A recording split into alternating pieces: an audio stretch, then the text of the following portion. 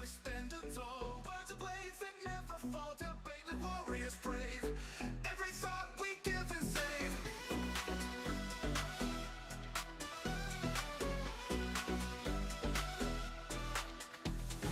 In the ring we stand tall. Words of blades that never fall. Debate like warriors brave. Every thought we give and save. Through the noise we cut clean. Spirited mind sharp and keen. With a spark that lights the night. Join us in this epic fight. Welcome to the Spartan arena, where minds clash and thoughts clean. In the heat of every word, truth and insight will be heard. Buckle up and take your stance. In this arena, there's no chance to escape the fight by law. Dive in deep and search for more. From heartfelt talks to fierce debates, we explore what fate creates. Side by side we seek the light. In the dark our minds ignite. Welcome talks to fierce debates, we explore what fate creates. Side by side we seek the light. In the dark our minds ignite. Welcome to the Spartan arena, where minds clash and thoughts clean. In the heat of every word, truth and insight will be heard. Buckle up and take your stance. In this arena, there's no chance to escape the fight by law. Dive in deep and search for more.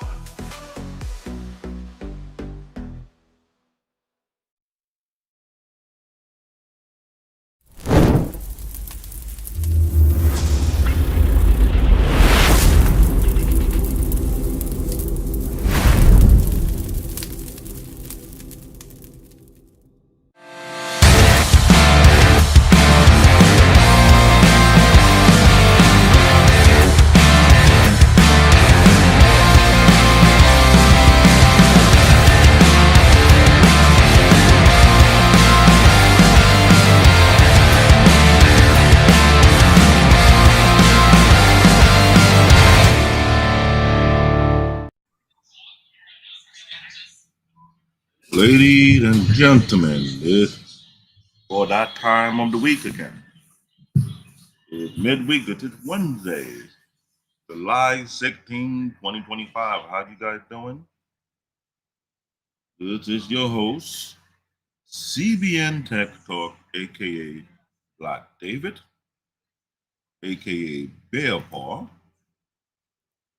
and that is my name right there underneath the title. We collaborated with Sparkly AQ Network along with my channel. And we're here for another episode of Anime Unlock. Good evening, Mariana. How you doing today? Welcome to see you here. Hope everybody take their time to come in for the show. My co-host, who brings the presentation of this show, is running a little late. That's Wally.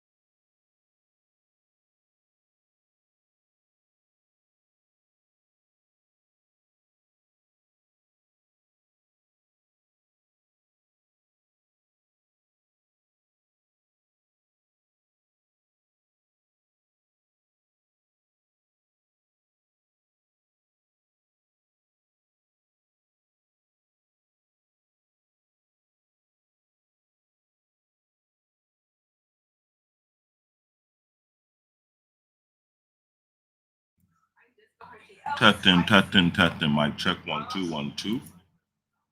Can you guys hear me? I don't see how I'm being muted right now. I can see the feedback on my equalizer. And I see the mic should be working. It's plugged in. I can see the activity. Ladies and gentlemen, can you hear me? Yes or no? Let me know.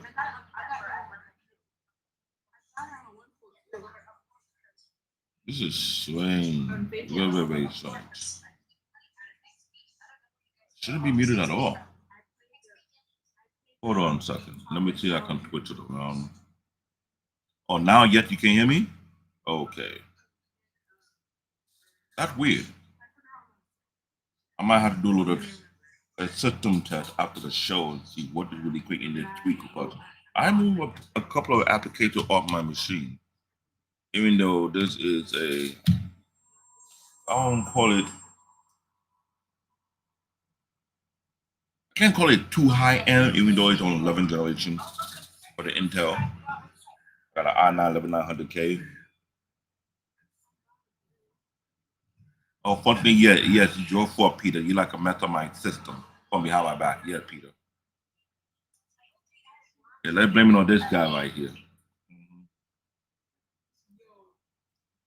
So anyway, as I was saying before, my mic got to act weird on me. No, this what happened when you do some little creepy thing behind my back on my machine, on my stuff.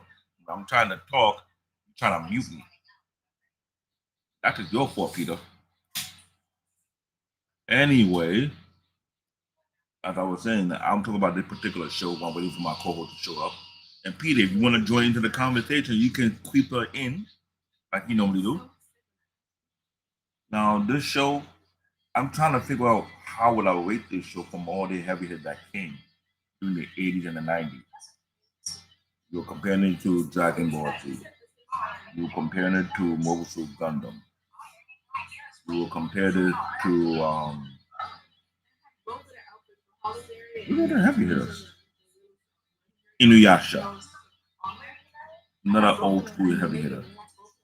One P came in the 90s, yeah, so to speak. Um, you know what? We might have to do a show about this.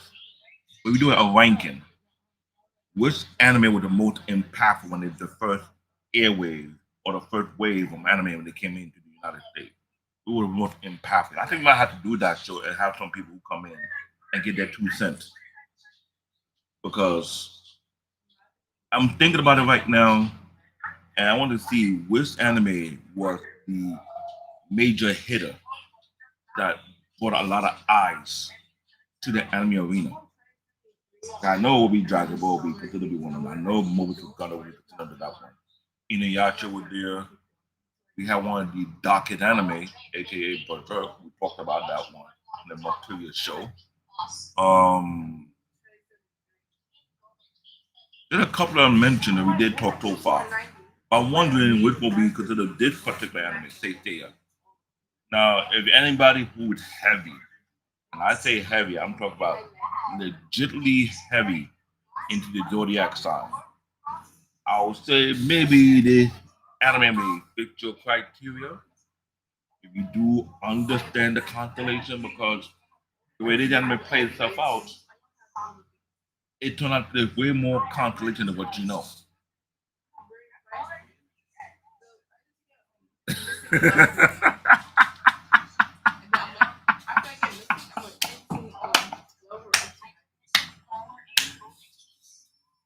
You ain't lying, Eric. You are not lying.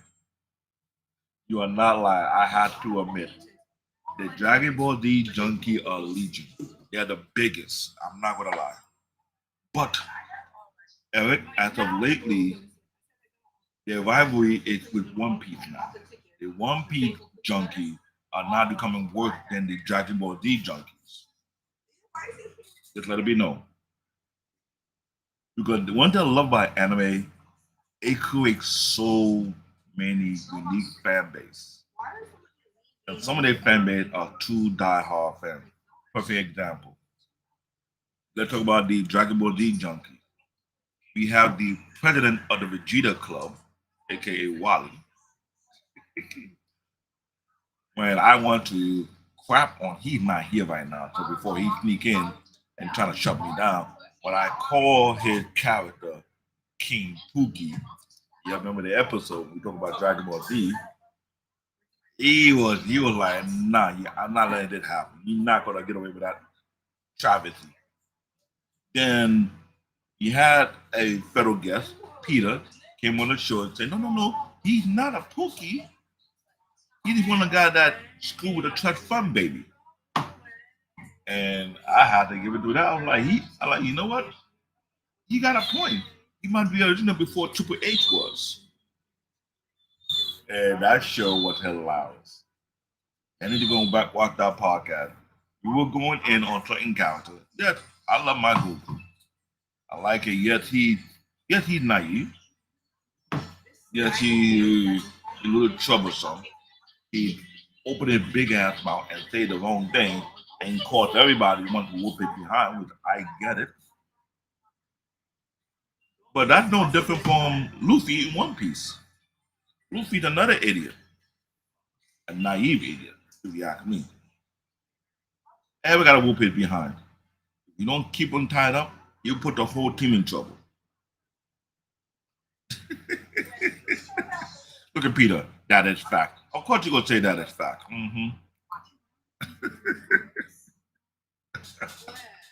But let's be real though.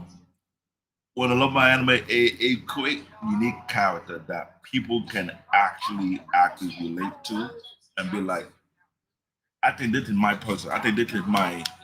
If I were to be reincarnated, it would be me. Now, compared to Dragon Ball, One Piece, then you have Inuyasha.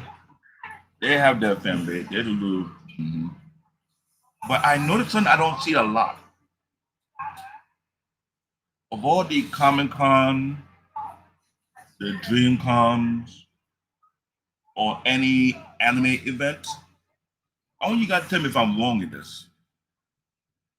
How many people do you see in these events cosplay at Saint Seiya? I'm the lone Cowboy Bebop fan in the corner, but I'm cool with that. Yeah, you are the lone Cowboy Bebop. Cowboy Bebop was kind of cool, but it was like between Cowboy Bebop and Outlaw Star. That's how it was. And you want to throw Trigun in the mix. So I want to ask everybody a question. If you have been to any Comic Con, any Dream Con, or any anime event, how often have you seen somebody cosplay as a Saint Seiya character? I would like to know.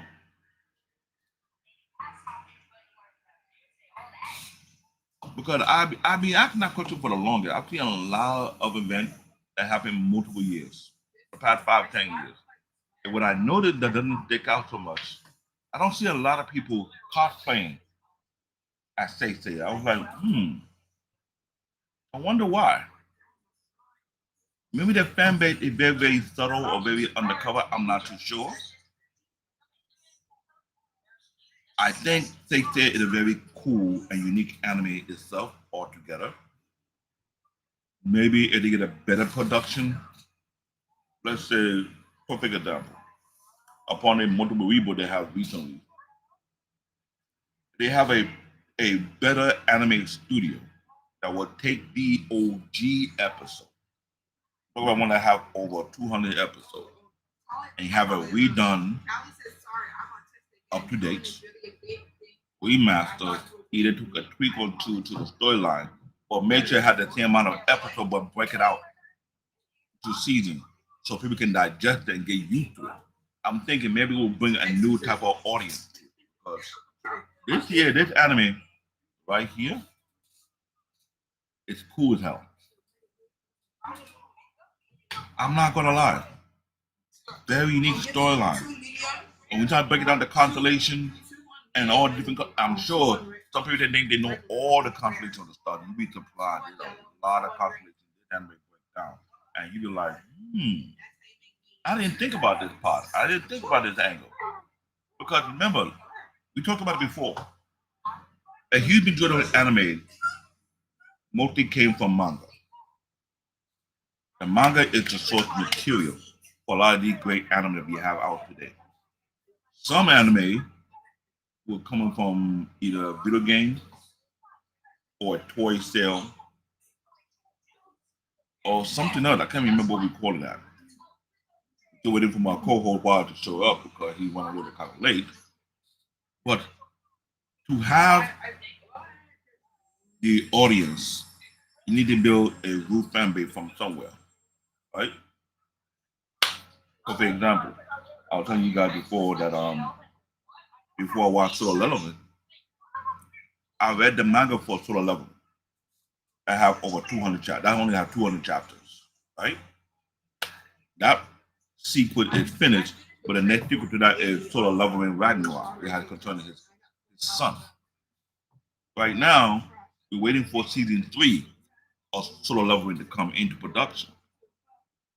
There's a lot of information that happened behind the scenes concerning season 2 whatsoever. I'm sure y'all don't read anime news whatsoever. They say the anime studio production company that produced season 2 lost about $1.2 million. I'm like, was it 2 million or 2 billion? I'm not sure.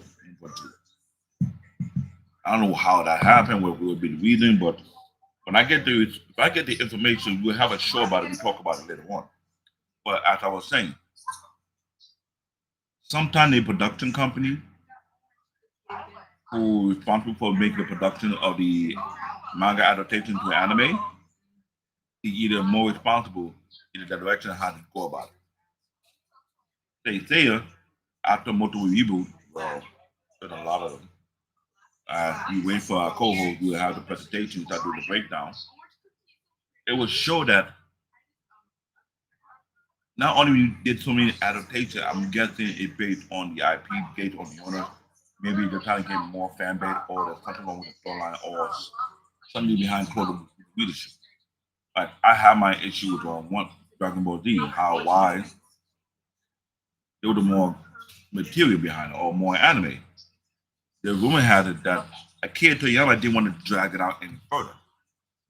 This is something that me, Peter, and what we were talking about before, about how you want to put it.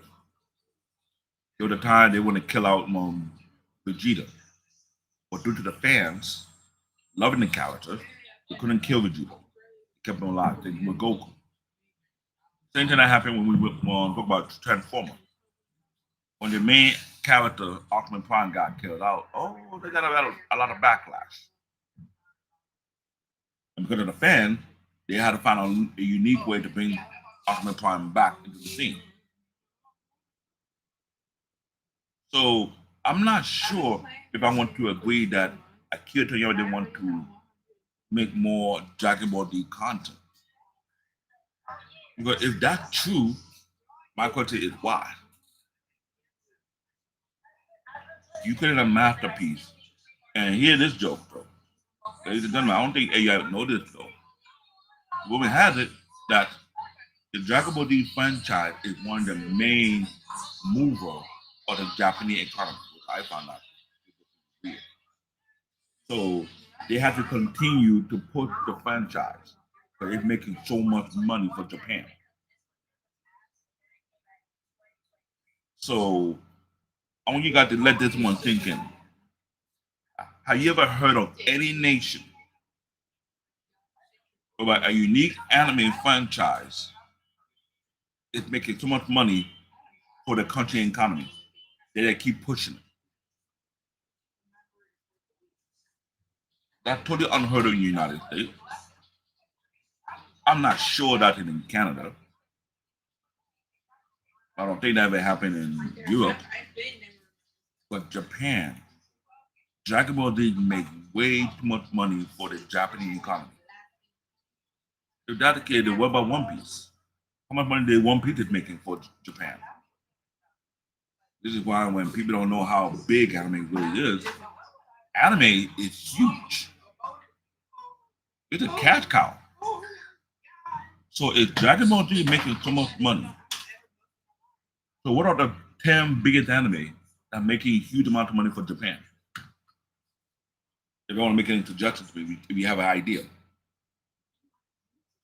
We're just having this conversation before I want to bring the presentation without going to the show because I read a lot of information. I was getting a lot of content I was reading throughout the week, and I was kind of curious. I'm like, I never knew it that much big of a deal. But what the actual income on revenue that these anime generate for Japan because there's so many anime coming out of Japan, a huge truckload of anime, right?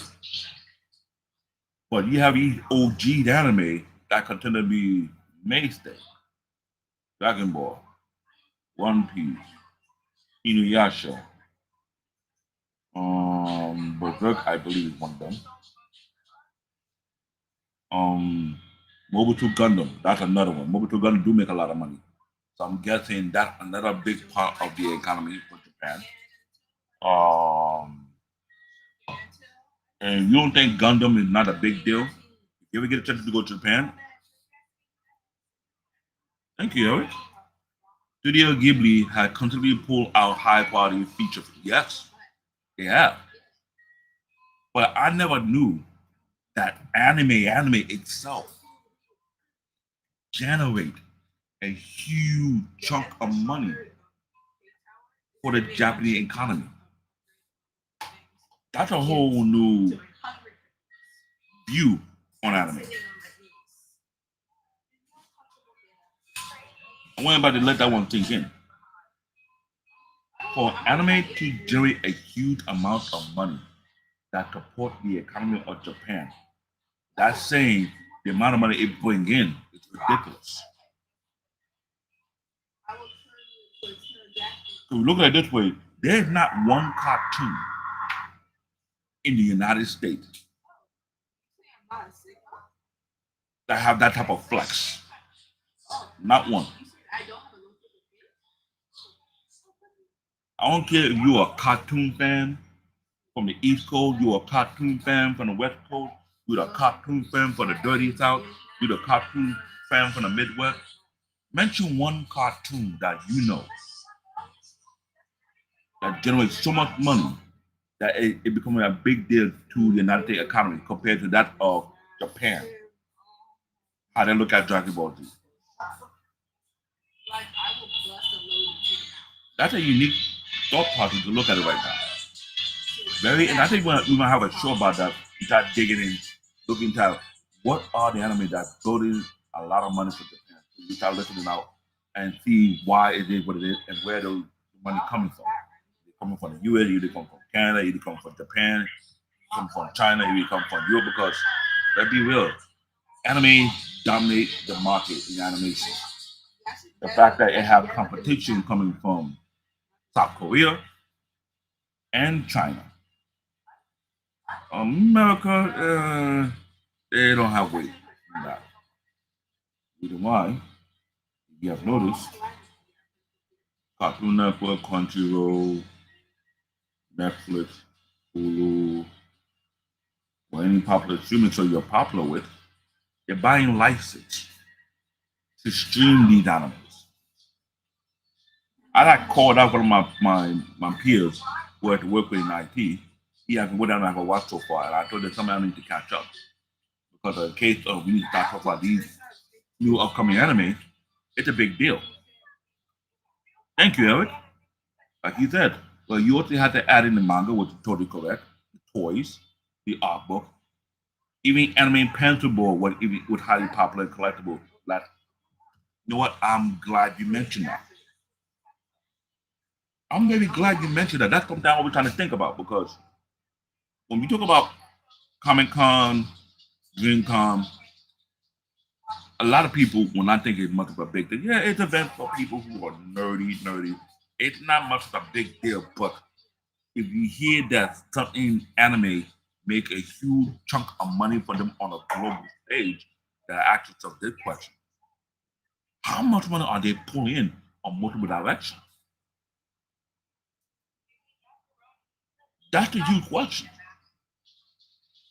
For example, Netflix, if they want to buy a license to broadcast any anime, there's a negotiation be made. Either they have it broadcast in one region or have it broadcast globally.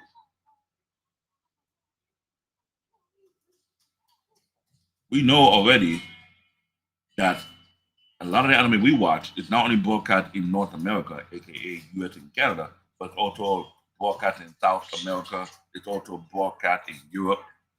It's also broadcast in Asia. So you can imagine the amount of money it generates, which is huge. That's a big deal. So imagine quality anime production. And even though Eric is totally correct, it's not just anime alone. Talk about the book sale, the manga. Shout out to Barnes and Noble. Barnes and Noble were the one that were making a huge section for mangas. And I'm sure anybody who is living out here in New York, Connecticut, especially New York City, most of the Barnes and Noble have certain sections for manga books only. You see a bunch of people, both young and old, will sit down there and read chapter after chapter after chapter, book after book after book of different manga they ever to get their hands on. You don't put it for that one. That's a lot of exposure. Barnes Noble did help. Some people go even further. They buy the collectibles. Want to have the collectible, and I'm sorry to say this: certain mangas, if you want to get a collectible, it ain't small. That bad boy is huge. You talk about average. So we say 25 to 30 books on average, depending on how long the manga went. So imagine, I know that'll be crazy, but put in your mind, how many books would it be if you were to purchase the whole collection of One Piece? Look at that one. One Piece is a huge franchise. It's already going over 1,130 plus episodes already. I don't think we have the chance to talk about that show because that will be a hard show to talk about. And I hope we get more people who are joining the conversation who will be part of this. Yeah, I mean, on Lock Show will be our co-host will bring their point of view from different angles because this I want to expand this show for what it is. People who love anime, who enjoy watching anime, who are deep into their anime foundation, into their anime following. That's something to say. That's something to come to for what they learn and read. This is no joke. To find out anime is a multi-trillion dollar business, that's a big deal. And while we are 30 minutes in, where is Wally? Good question, Wally. Where are you? It can't be that bad. Come on, Wally. Anyway, as we continue, this is something I've been trying to figure out because this franchise, Saint Seiya, is an old franchise. So let me see if I can open it with a bottle while waiting for Wally. Or, better yet, I open up ChatGPT. So this way I can have something to speak about.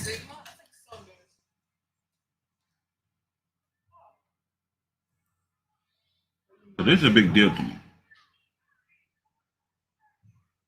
Okay, here we go.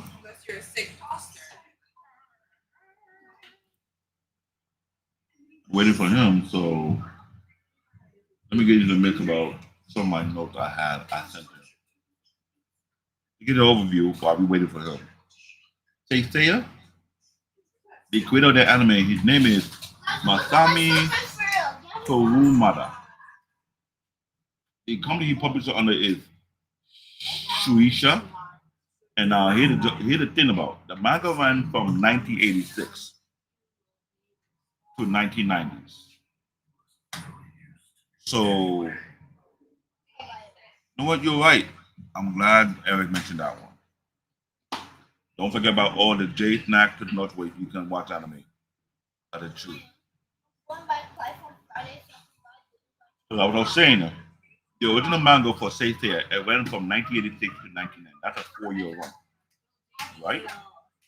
Now, what I didn't know, and is now realizing, the company that produced the anime for Saint Seiya is none other than Toei Animation. Toei Animation is one of those big animation production companies in Japan to this day.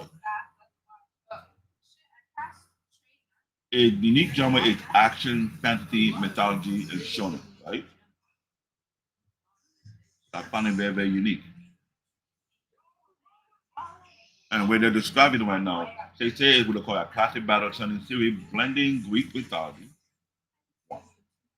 astrology, two, martial arts, and cosmic scale battle. That's four elements. Remember I said if you're into astrology, this anime will expand your knowledge of what you think you know or don't know yet. You're going between astrology and Greek mythology. And the question I want to ask you guys, where do you think astrology originally come from? Is it the Greek culture? Is it the Asian culture? Is it a European culture? What would you call it? I would like to know what you guys think about it because the way they took this anime and it's very, very precise how they played it out. But it's not that simple. Talking about astrology, talking about the Zodiac side. And the way they broke down this anime is very, very deep. But there's a connection with the Zodiac sign to the Greek mythology in some way. And how they play it out. Unless you heavy in the horoscope, you let me know. So the question is, where do you think astrology originally come from? If it's American culture, European culture, Greek culture, Japanese culture, Chinese culture, what do you think? Because they also have the Japanese zodiac sign too as well. And somewhat, I have a funny feeling there's a mix to that as well too. What do you guys think about that? I'm waiting for Wally, which is he kind of running really late. This show have been through multiple reboot, which I find uniquely strange. Which I'll see that for, but even if you look into that, your armor have a level of classism.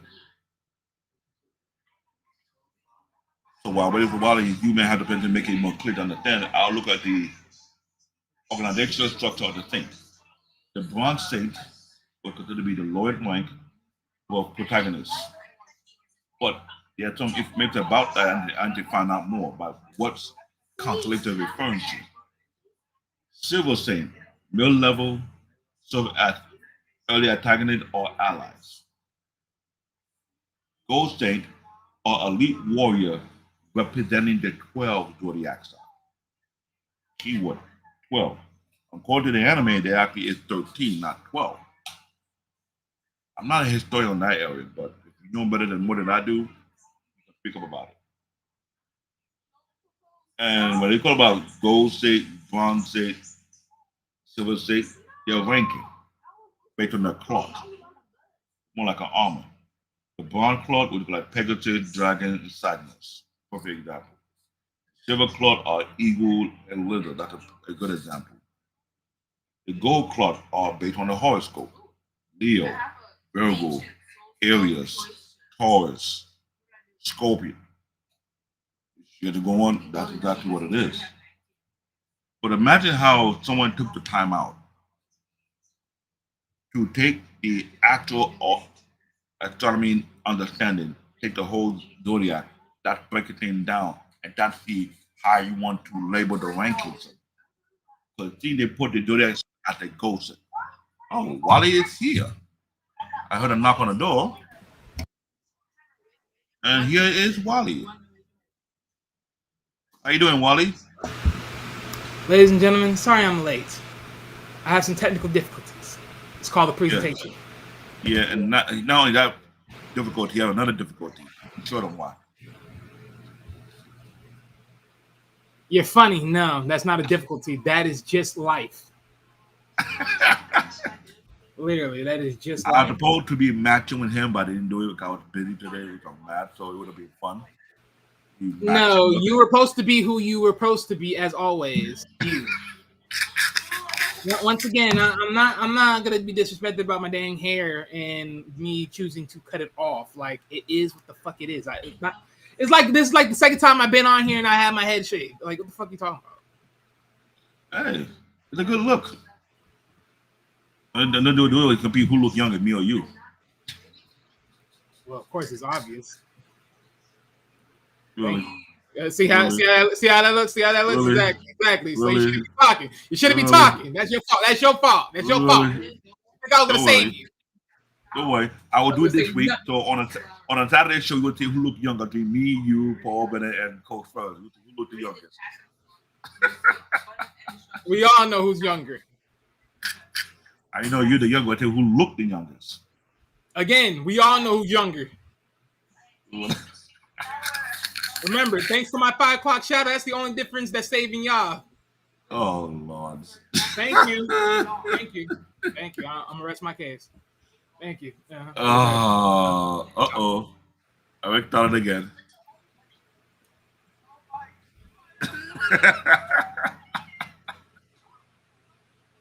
Eric will never let Wally go. Not one bit. I don't know what that means. Kitchen cleanup. AFK for kitchen cleanup. If you're talking about the cookie jar, Eric, no. Again, if I was in the cookie jar, again, I wouldn't be here. True. So, ladies and gentlemen, this is the presentation. So we do the breakdown. I'll read out the introduction. Saint Seiya, the Knight of the Zodiac, followed a group of young mythical warriors known as Saint or Knight in many international translations, which is true, who are sworn to protect the reincarnation of the Greek goddess Athena. Remember, I talk about the astrology, what they use in astrology, Greek mythology, and the more information as well. Each saint possessed a unique cloth, a sacred armor tied to a guardian constellation and haunted cosmos. Remember, I talked about the constellation? I remember saying earlier before, it's a mixture. Let me see. Did I say what it was? It's a mixture of Greek mythology, astrology, mantra, and cosmic scale battle. So you notice there'll be a connection between astrology and Greek mythology in a way. A sacred armor tied to the guardian, constellation, and harness cosmos, an internal energy source to unleash superhuman abilities. The primary procrastinator is Seiya, the Pegasus saint, an author who trained rigorously to earn his armor and protect Athena. Notice, Pegasus is like a constellation. Every person who trained to be a saint, it will be recognized based on their own constellation. And I always try to figure out what are all the constellations for the bronze, what are all the constellations for the silver. We all know the gold constellation is all 12 Zodiac, but there's a 13. If you watch more into it, right? So let me see. The story typically involves Seiya and his fellow bronze saint, Shiryu, Hyoga, Shun, and Ikki. Ikki, that dude, loner. That's another story. Battling against very powerful adversaries, including other gods and corrupt forces within the sanctuary, who seek to harm Athena. And what would Athena's title would be among the Greek mythology? Number one. Say it again. What would be Athena's title among Greek mythology? Forgot. Hold on. Because this is what I'm saying, that they interact between the horoscope, astrology, and Greek mythology. Well, it's supposed to be just Greek mythology. I don't know how they connect her and that, but But you want to be like the god of wisdom or something like that? I know Aries is the god of war. Zeus is the leader of the Olympus, god of thunder, which almost contradicts to the northern mythology, which is Thor.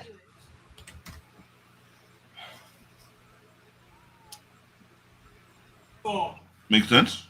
she has many titles. So for her character, Mention it. Yeah, Greeks have many. maiden or the wielder of the spear, which I guess that's the combat version. Mhm. This is very common. Translates to maiden or wielder of the spear. The exact origins meaning are debated, but is strongly associated with her uh, virginity and warrior aspects. So pretty much like the Virgin Mary in some senses. Let me see. Because for someone to create such a manga like this, you have to pick the right character that fit the criteria, right? So yeah, and then in the other, and then as far as another meaning, pro macho. This is like for fighter or champion. This reference to her role as a warrior goddess who leads and inspires soldiers in battle, which True. technically, which they are right there. Pretty much. And he had a comment for you from the chat, Wally. Welcome to the ball life, Wally. Shine on. I'm not bald and I do not shine. Oh my gosh. If you touch my head right now, I still have inches of hair literally on my head. Don't worry. You will get some wax and make it shine. Hey, I'll join you too. There ain't no problem. I think you would keep your hair at this point. You keep your hair at this point, okay? Okay. So Husi to harm Athena and dominate the earth. The adventure often involved intense battles, theme of friendship, sacrifice, overcoming impossible odds to defend humanity and their goddess. But while watching Saint Seiya all the multiple episodes is when I start to realize how much time did they take or took to build a plot when you're dealing with multiple constellations beside the 12 Zodiac signs. You're mixing with Greek mythology. You're trying to make sure everything makes sense in a way. When you read about the title of Athena, what she really is, she's more like what do you call it? I can't call it motivation. It's something like Valhalla, right? You had the Valkyries who were responsible for all the warriors who sacrificed themselves for a particular good in life. Really, Eric? Why are you doing this, Eric? Ugh. See what Eric said about you right now? Wow. Ladies and gentlemen, this is what we have in our show. We have a lot of comedy.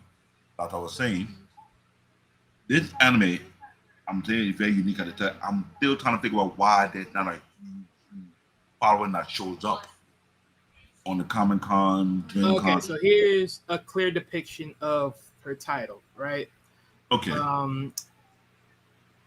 Athena, the goddess, the Greek goddess of wisdom and strategic warfare. That's what she is. Mm-hmm.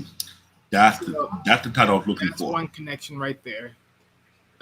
Is represented by several symbols, including the owl, olive tree, and her shield, the Aegeus, one or the other.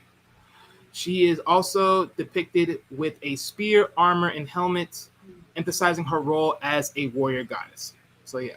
So she the warrior goddess who lead a long, I can't call it long, a huge platoon of saints from different classes, from the bronze state to the silver state to the gold state.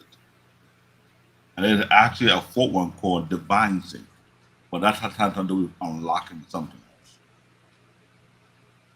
Very, very unique. Very, very unique. Like I was saying earlier, the original name of Saint Seiya, the Japanese name is Saint Seiya. Creator is Masami Kurumada. The publisher is Shueisha. Remember I said it before, the original one for the manga is from 1986 1990. Anime studio, Toei Animation. That's the big name animation. They put a lot of big hits. Mentioned before, it's action, fantasy, mythology, and shonen. Right? This Saint Seiya. This is Hyoga. That's Ikki right here, the rebel. This Shiryu. His constellation is the dragon. Ikki constellation is the phoenix. Very unique constellation. Now, the premise: the warrior is protected by Athena and the saint. The warrior treated by their fate. Each wear a powerful claw based on a constellation. When evil threatened the earth, a new generation of bronze set arrived to defend Athena, meaning that multiple reincarnations of Athena throughout the timeline would end up being multiple reincarnations of certain characters. Main story follows Saint Seiya, Beckett's Say, and his companion as they fight powerful enemies from different mythologies: Greek, Norse, and more. See, when they have these mythologies have their own constellation. Am I wrong?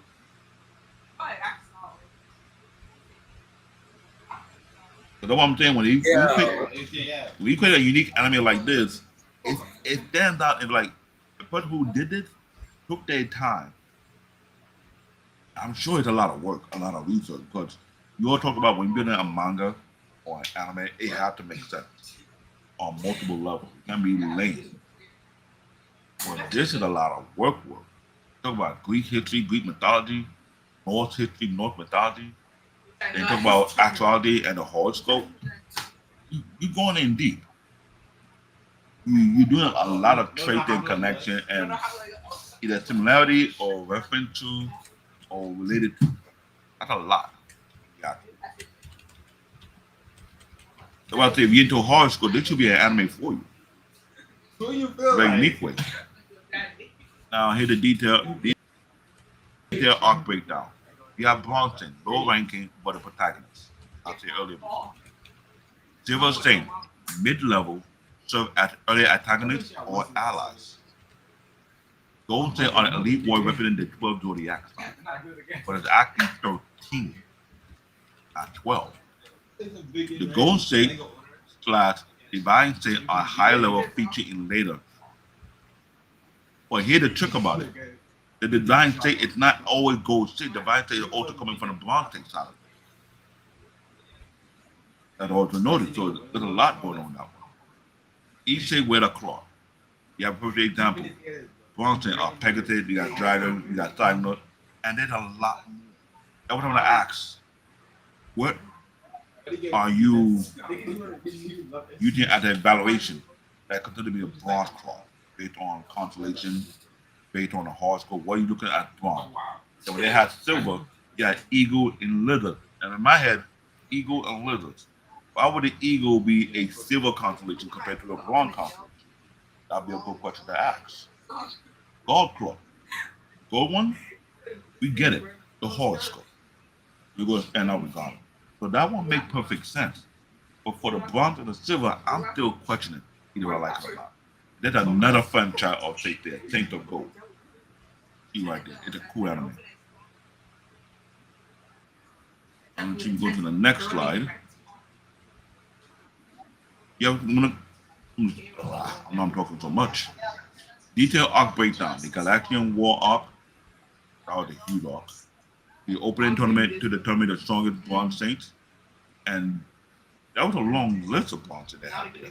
They won with the Pegasus Club after turning in Greece. The other key thing introduced are Shiryu, Dragon. Hyoga, Cygnus, more like a conflict of code. Shun, Andromeda, Ikki, Phoenix. You got something you want to add, Wally? If you have watched it before? Yeah, here's something I want to add. Back to the constellation parts. Well, to get further dialogue on that, it's real simple. So I'm pretty sure you somewhat hit it on the nail a little bit, but the gold cloth is pretty much aligned to the zodiac. So pretty much whenever these guys were born, that would be the patern zodiac that they would idolize. So for instance, Saint Seiya, the main character himself, he was idolized as the Sagittarius, so he gets the Sagittarius too. Because I think his date of birth was like December 1st or something like that, as an example, or neither. That's just an example overall. Okay, that makes sense. Birthmark. And, you know, everyone else gets a different birthmark based upon their birth sign, right? So that's their clock. Now, as far as understanding what is the understanding of both the bronze and the silver cloth, this is more less of their birth, but more so of destiny and proving worthiness. That's their part, and that's through rigorous training. So that's how you determine those two. Now, I want to ask you a question concerning the broadcloth. Based on those constellations, why are those specific constellations considered to be bronze constellations? I may So, ask. okay, to add a little bit more to this, let me look here. All right, so it is said to earn the bronze cloth, prospective saints undergo intense training in specific locations associated with their constellation. It's not simply given, they must determine the strength, resolve, and spiritual energy, aka Cosmo, to be recognized by the cloth. So these are part of the reasons. So, for instance, perfect example, Pegasus Seiya, he was sent to Greece. He undergo brutal training under Silver Saint Martin. His determination, furious spirits, and refusal to give up, even against impossible odds, aligned with the uh, mythology. Pegasus indicated, indomitable spirit, and its role as a divine steed for heroes. His star arrow attack also symbolized link to the Sagittarius, which later embodies. So yeah. Now, here my question. Pegasus is a bronze cloth or bronze constellation. Why could it never be a silver constellation? Say it again. Pegasus is considered to be a bronze constellation. Why would it never be considered throughout the whole franchise? Never considered to be like a silver. But when they move up to gold, when you said it was more allied to his birthday, which is Sagittarius. Right. So now this is an interesting part because again, these are pretty much born as just two things, right? Because of course, the bronze and silver. This is again determined more so in destiny and proving worthiness. Blah blah blah blah. So again, you have to. Mm. Those are like two different candidates right there, right? And because of destiny and proving worthiness, those are like just two things of overall. Now, as far as going to Seiya, as far as proving his worth, there's something more of that. So at this point, just him being more of a bronze than it being silver, that aligns with his destiny and proving worthiness part more than anything else. Because I also heard in recognition that some of the bronze saints who got promoted to silver saint and then keep the same constellation. That is correct. Well, okay, and I'm gonna go even further real quick. So another part to this constellation was it was so pretty much beyond the training. It was the part of the chosen constellation, which often reflects or reinforces the character's core personality and abilities. So in their constellation, based on the rank of that constellation, it's going to be bronze or remain bronze. Is that correct? Pretty much, I believe so. That's what it would do. Because again, these are just Because samples. if you were able to get more information about this show and find out the full length of all the silver constellation, my question is going to come out. Why is that the silver constellation going to be different from the bronze constellation? And you mentioned very, very clear, those who pick up the gold constellation or the gold plot will be based on the date on their birthday. What horse would it fall under, right? Yeah. This is why I say this show is very, very uniquely different from many other shows out. There's a pattern of how the thing is being played out. There's a ranking system based on the constellation, right? And I've watched a lot of these Saint Seiya episodes, different arc, whatever, and I'm still trying to make sense of So here's what another is thing, right? Go This ahead. add on. So ultimately, the main reason why silver and bronze and silver is really different, right? Of course, this is by standards of power as well. So this is also like power, durability, speed application, the level of cosmos required to wield them effectively. So these are also another determining factor as well. Why they're not there. So at this point, Seiya at this point is a bronze because I'm guessing he's more of a rookie at this point, or a rookie soldier in a sense. Okay, if that's the case, he's a rookie. Well, a lot of rookies sort of are multi Right. bronze. I get that part. Because notice the one that he trained under was more stronger than he was. So he more like was silver. So if you would have changed back before he became a silver, what would former bronze constellation would be? We'll give it a Wait, find say that that one one more out. time. Those who train the bronze, aka the silver Uh-huh. cloth. If you were to find out their form of constellation, would it be more likable? It would be the same. That's what they have. No, I think this is more so of just if you got it, you got it. I don't think so. This is not like a growing thing.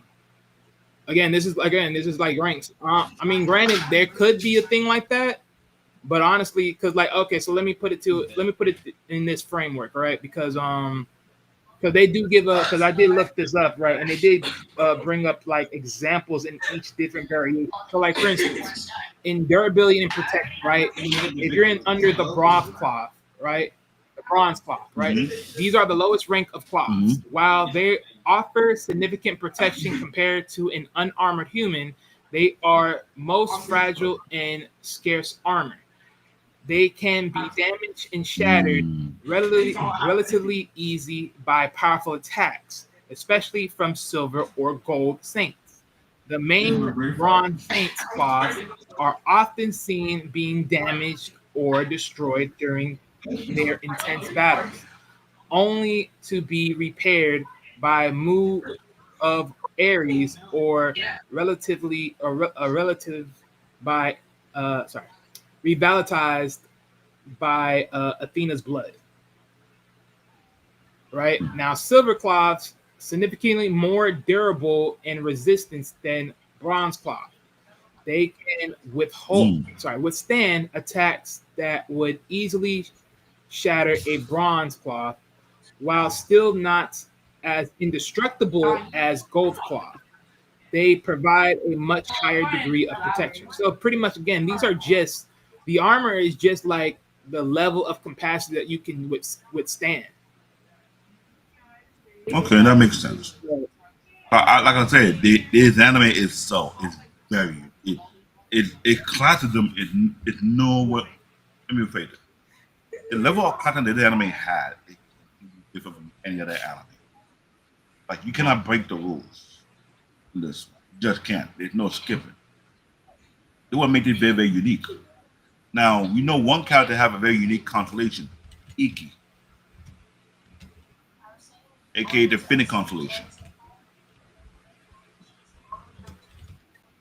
Trying to find out woman had it, his constellation make him rival of the Gold Saint. True or false? Wait, say that one more time.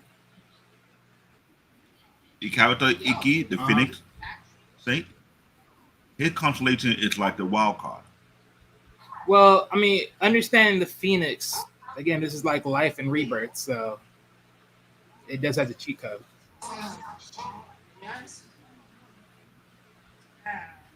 And hello, it is a broad cloth, you know that. But somehow this cloth itself is different from all the other broad cloth. It can elevate itself to the ranking of a gold cloth. It's not so? I mean, if you know that, then I guess so. And this is why I say this anime is very All right, so real quick, because you asked me about the guy that trained Seiya. So the answer is no. You said, was ever the Silver Saint Marn ever a bronze cloth rank? The answer is no.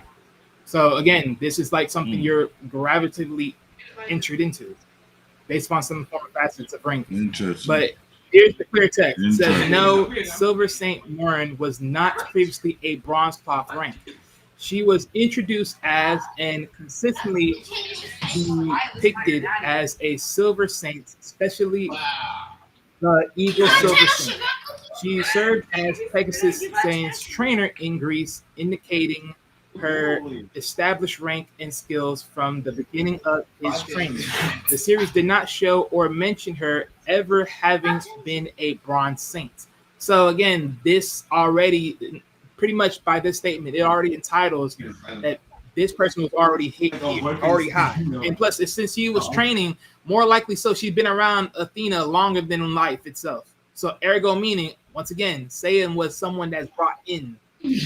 So again, So in other words, some of these silver saints were picked up based on our constellation strength itself already. pretty much. Makes sense. So we talk about the Black State. The Black State arc. Ikki became an early villain, leading the Black State, fourth version of the hero, and with Ikki redemption and joining the team. Like I say, he's a wild card.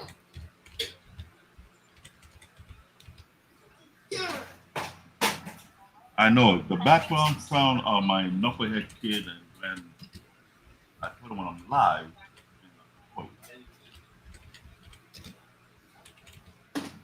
I'm thinking of pulling out the internet survey. They're gonna cut it out. Anyway, the Silver Saint arc with Athena, Sawakido is viewed as the reincarnation of the goddess. Huh? Silver Saint all about a pope or sanctuary attacked the Bronze Saint. I don't know why that happened. And I mean, a hidden agenda behind that. The Century arc, which is the 12 Temple arc, one of the most iconic arc in anime, which it was. The Bronze Saint ascend to the 12th Temple of the Zodiac to reach the Pope Chamber. They fight and defeat the Gold Saint. I don't call it a defeat. It's more like they pass a test. But they will test them until they really worthy to pass to the next temple. The true Pope is revealed to be an evil Gemini saga. Now, that saint, Gemini, is actually two saints. And for some reason, throughout all the anime series, everyone tried to be a Gemini saint. End up being twins. Give me a second, ladies and gentlemen. Sorry. While he handles that statement while he has that backdoor statement real quick.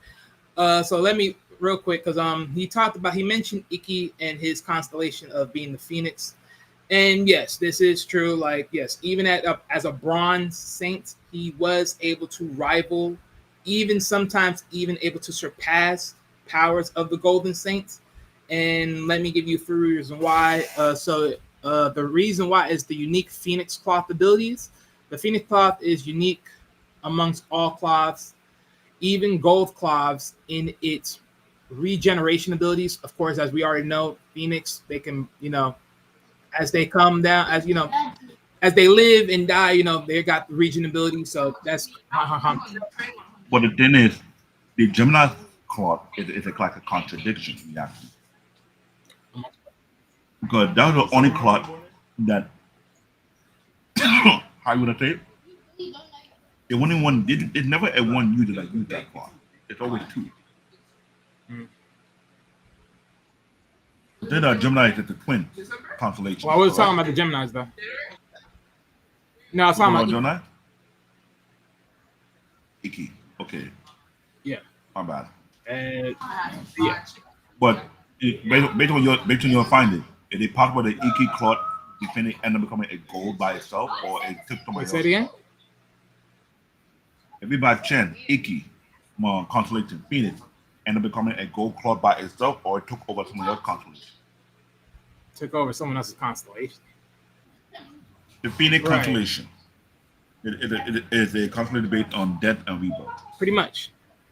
Meaning, it's a very rare constellation that anyone will take hold of. Meaning, not too many people in the anime series pick up the Phoenix cloth because that's going through a bunch of trouble. Like you die and you end up reborn. Well, again, these cloths are very significant to the character, so I wouldn't believe that it could be taken by anybody else.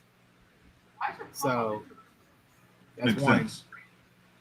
And as far as the regenerational purposes, yeah, I mean, again, it does have that. It can even regenerate the armor that has been destroyed. Reportedly, it can grow stronger each time it's revived. That's another problem. Why it's so broken, honestly. Don't sound like Dragon Ball Z. In a sense, No. but not ultimately. Mm-hmm. So every time the cloth get destroyed, it revives itself and gets stronger. So by the time it gets stronger, it passed the bronze stage and to the silver stage strength. It keeps going through that same cycle, then go past the silver strength level to the gold strength. Yeah, Correct? pretty much.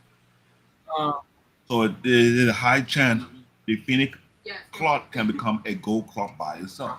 Yeah, it can easily rival a gold cloth, yeah. Now, saying that it can become a gold cloth, that's something different. Because again, gold cloth is connected to the Zodiac, not its own visual status. So that's different. I know. But remember, the Phoenix is like a wild. Well, yeah, but like I'm saying, it can rival. Doesn't mean it can become a gold card because it's not a Zodiac thing. It's not a Zodiac. Okay. That's a difference.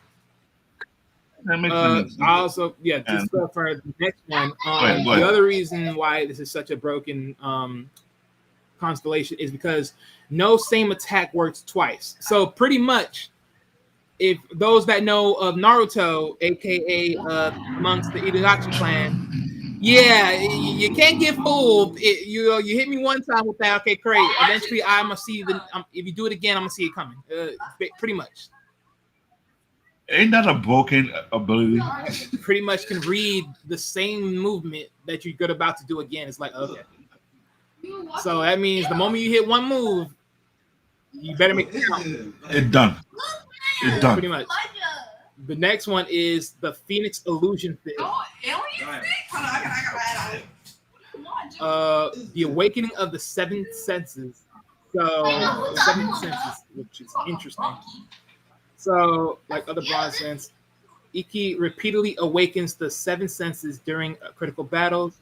This is the hallmark of a gold saint and allows a saint to move at the speed of light to greatly amplify their cosmo.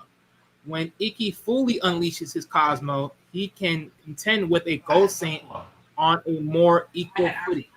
So again, this is just really dangerous. And of course, defeats against gold saints. That's what makes that really more dangerous. So again, yeah, it's literally one of the true wild cards of it all because of the specialness of it all. But again, this also the constellations do connect back to the person. So that is a broken OP clock right there. And to be qualified for that clock, you had to go to some demonic training. There be no weekly to take that clock. Let's be real. And compared to the Gemini clock, which is the one the 12 Zodiac, I said that it's a cheat. Every Zodiac come with one user, but the Gemini come with two because they're twins. You ever notice that? Sorry, say that one more time. Among the 12 Zodiac of the Gold Saint clock, Gemini's gold clock have two users, never have one. Because whoever used the Gemini clock, it had to be a twin. Interesting. I mean, I watched all the anime version of the reboot, and every Gemini saint had a twin brother or a twin sister. Like, what's up? I mean, it makes sense. I mean, granted, they could have actually changed it a little bit differently, but yeah, it makes sense. You know what I'm saying? This anime, the way they designed this anime or the storyline and its plot itself, if you're not paying attention to the detail, you get lost in the sauce. You broke down Ikki cloth, the Phoenix cloth. That is a completely broken cloth. It is broken. The only cloth that don't need fixing, it can revive itself. Right, every other bronze cloth had to go to the Ares gold cloth guy to help him with it, or you need to drop the blood of Athena to revive it. Ikki cloth is more like, you don't need that. You got it covered. Yeah, because with Ikki, the reason why he was able to achieve this one was because he trained with the Hellish Death Queen. He trained at the Hellish Death Queen Island. Ikki emerged as a dark, solitary, and powerful figure. The Phoenix constellation symbolized rebirth from the ashes, perfectly aligns with Ikki's ability to repetitively rise from death, seemingly immune to death. Rise from defeat, seemingly immune to death, and his intentional villainous phase for becoming a fierce protector. In other words, it's the only character that's almost immortal. Pretty much, basically. Like what I'm saying, this is one of those type of character you can tell he's a cheat, a bona fide cheat. Yeah, we always got those cheats. Like We always got those cheats in anime. There's always certain people that always become a cheat in anime. That's the funny part about it. Like Luffy in One Piece, he's a broken cheat. A lot of people are cheats. Goku is the broken cheat in Dragon Ball. Let's be real. He has no point. He has no point. He has no choice. Quote unquote to a wish that's daddy made. Even though I don't understand how it worked for one, but not for the other son. And this is why we will have a later show to break down that understanding. How come Goku is so broken? It's totally unfair. All because Why they broke it down? We're gonna go deep on that on another show. So he's shaking his head. yes, I'm very much shaking my head.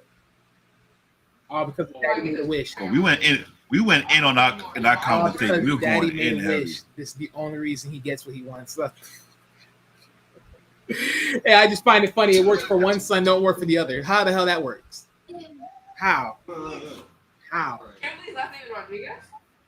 He favored his younger boy. He didn't favor the older one. Bullcrap. He said both sons. He didn't say just one. Yeah, but it worked for the younger one. It didn't work for the older one. There's a point to that. That's why I keep saying it. He sucks. No, it's because they don't care for him. That's why. Hey, either one. Ask on only filler. I don't want to call it filler. It's inspired by Norse mythology. In it occurs, Saint go to Asgard to defeat the god of warrior, the god warrior of Odin. I remember that arc. It's the characters like Hyoga, the Polaris, and Stigfield. The Poseidon arc, that was a tricky one. See God Poseidon awaken, possessing Julio Solo, a human heir to a powerful family. This is why I feel weird about this particular arc, because if anybody know the Greek mythology, Poseidon is like the older brother to Zeus. Am I correct? If I'm not mistaken, technically, isn't Zeus supposed to be the oldest one? Zeus is the ruler. Because I believe he's neither the oldest or neither the second. He's one of the oldest. Poseidon is the older brother to Zeus. Yeah, somehow Zeus is the one that motherfucker had to kill his daddy. Yeah. Poseidon is one of, and remember, what Poseidon, Infinity 2, water. He had his own realm. Zeus' realm was thunder, which aka the air, right? Top of Mount Olympus. So the reason why in any anime they make Poseidon a little bit OP. Like he's a ruffian. You don't believe me? There's an upcoming anime. Look at that anime was on Netflix called Ragnarok. Again, I forgot. I don't want to mess up the name. You know what I'm talking about? Human versus the god. They're competing for survival. It made Poseidon be almost too broken. Like he's hard to beat.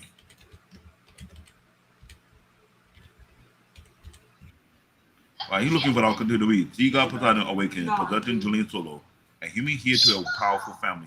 Then they trapped in a water pillar to stop global flooding.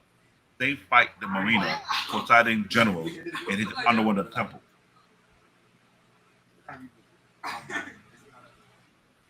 There's a lot of art, and the thing I'll look at. Real quick, Go ahead. after the interruption, but yeah, Poseidon, he's older than Zeus, but he's not the oldest though. Who the oldest brother?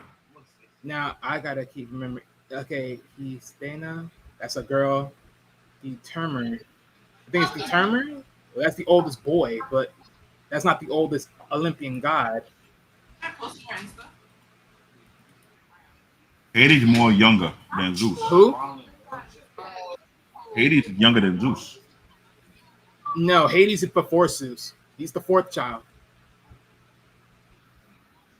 He before Yes, Zeus? he's the fourth child. Zeus is the last child Zeus of is all what? the Olympian gods. So he's the Yeah, youngest. he's the youngest. And he's the leader. Hey, he's the one that beat his daddy.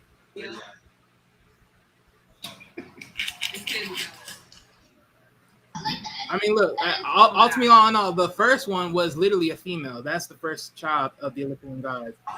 He I says don't know so. who that is. That's the first one. Now, as far as the boys go, the first boy, I think the first boy was Hades, I think. Yeah. The first one was Hades because the first three were all females. So Hades was before Poseidon. Yeah. But according to another anime, they made Poseidon as the bully. You want to mess with Poseidon, but doesn't have a temper. Well, hey, I look at it through this way. It's very vigorous when you have to survive underwater. Hey, water can feel soft until it starts to really get going. Mm-hmm. Now, main character, Saint Seiya Pegasus, brave, hot-headed, main protagonist, yeah, hot-headed indeed. Shiryu, dragon, wise, strong, loyal, trained by the Libra Saint. The Libra Saint is almost broken. Yeah, too many weapons.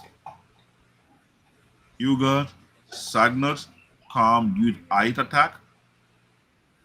Now, why do the sake of the signal had to come from the coldest country? Russia. Interesting. Shun, Andromeda, kind-hearted youth chain had hidden power. That is the younger brother of Ikki, the Phoenix.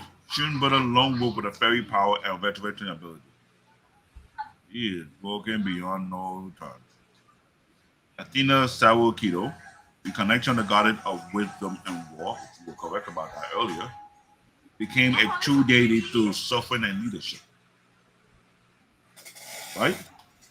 These are the first five main characters, but other arcs later on, the their character got replaced with somebody else a lot of time. And the back of the character always remain. For some apparent reason, the dragon character, the signal character, Andromeda character, and the Phoenix character will not show up in the same arc with Seiya, the Pegasus, in different anime of Saint Seiya. Notice that. I have my questions why, but that will become another time. Which is very unique. I think we was on 16 Lost Canvas. Yeah, the Pegasus was there. All the original one was not there. I found it very strange. Notable Gold Saint, Saga, Gemini. Split personalities actually twins. Main antagonist of the Century arc. Ayola Leo, brother of Aeolus, fierce and loyal. Shaka, Virgo, closest man to God, fight with Buddha's power. This is one that's almost broken. Because it is the character title, closest man to God.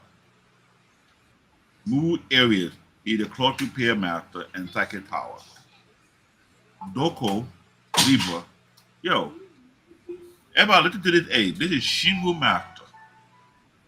Revealed to be 243 years old.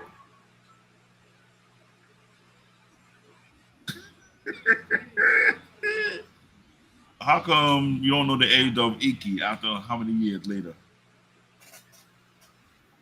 But when he unleashed his power, he looked young.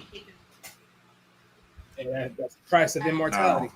Now I'm about to be gully in this thing. For a man to be 243 years old, how many baby moms does he have? He had to go there. He just had to go there. He just had to go there.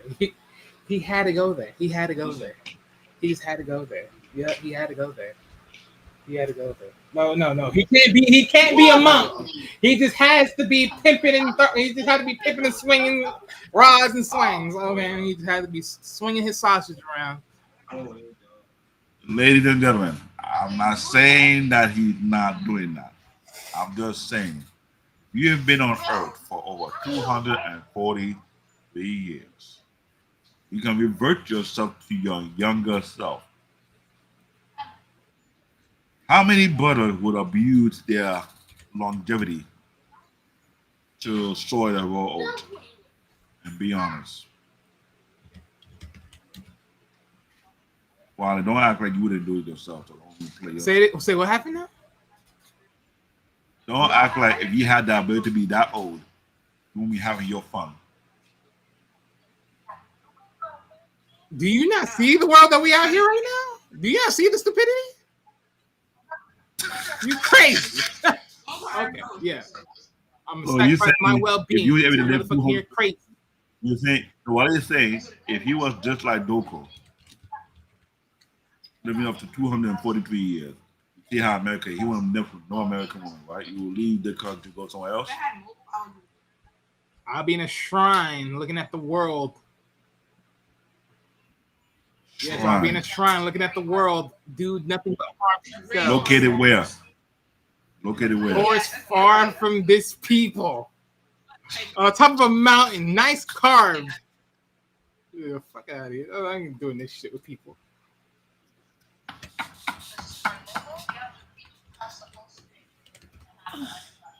What if you have Yo. Look what Peter said. 2 words. Tie pads. Tie pads. I bet you Peter is different from you. If you were 243 years old, he ain't gonna be hanging on no damn mountain. Good for you. That just tells me exactly who you are right now. So you out here slinging it. No wonder.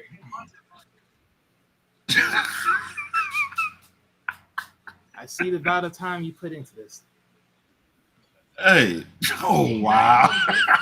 So yes, so for those out here that thanks to Dave and his wild statement of questions, he has no kids, even at 243 years old. No kids, no family, no nada. You look it up already? No, I just sit here Damn. and motherfucking just hear this monotony.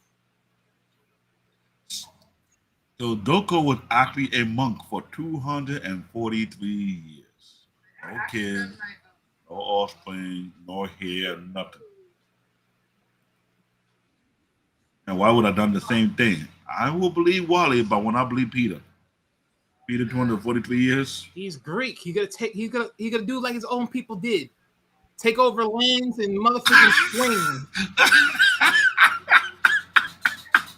That's what all these egotistical dudes and Greeks do.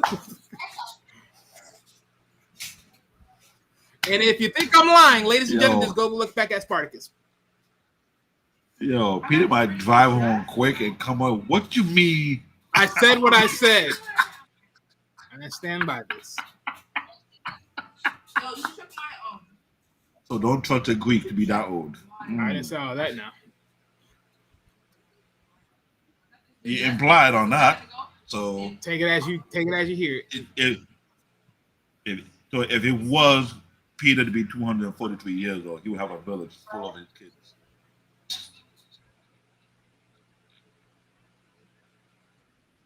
$243, you can make a village.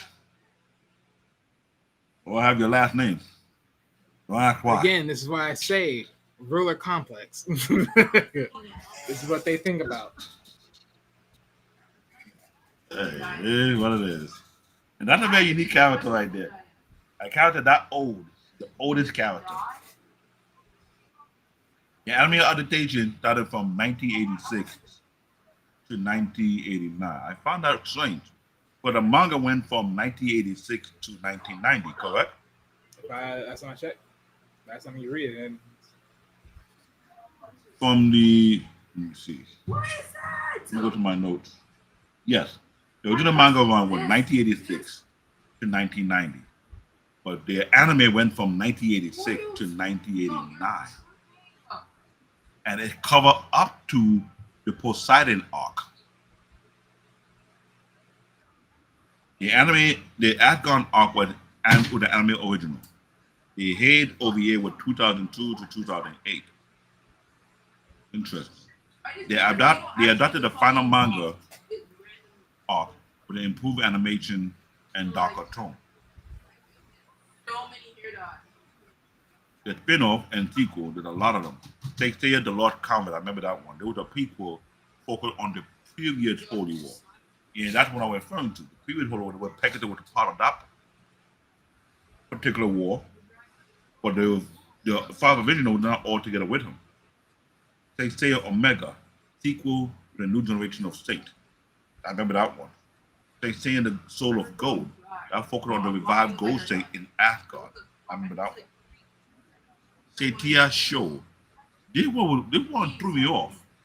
It was an all-female Saint team protecting Athena. I was like, is there something this woman going on up in here? What's up?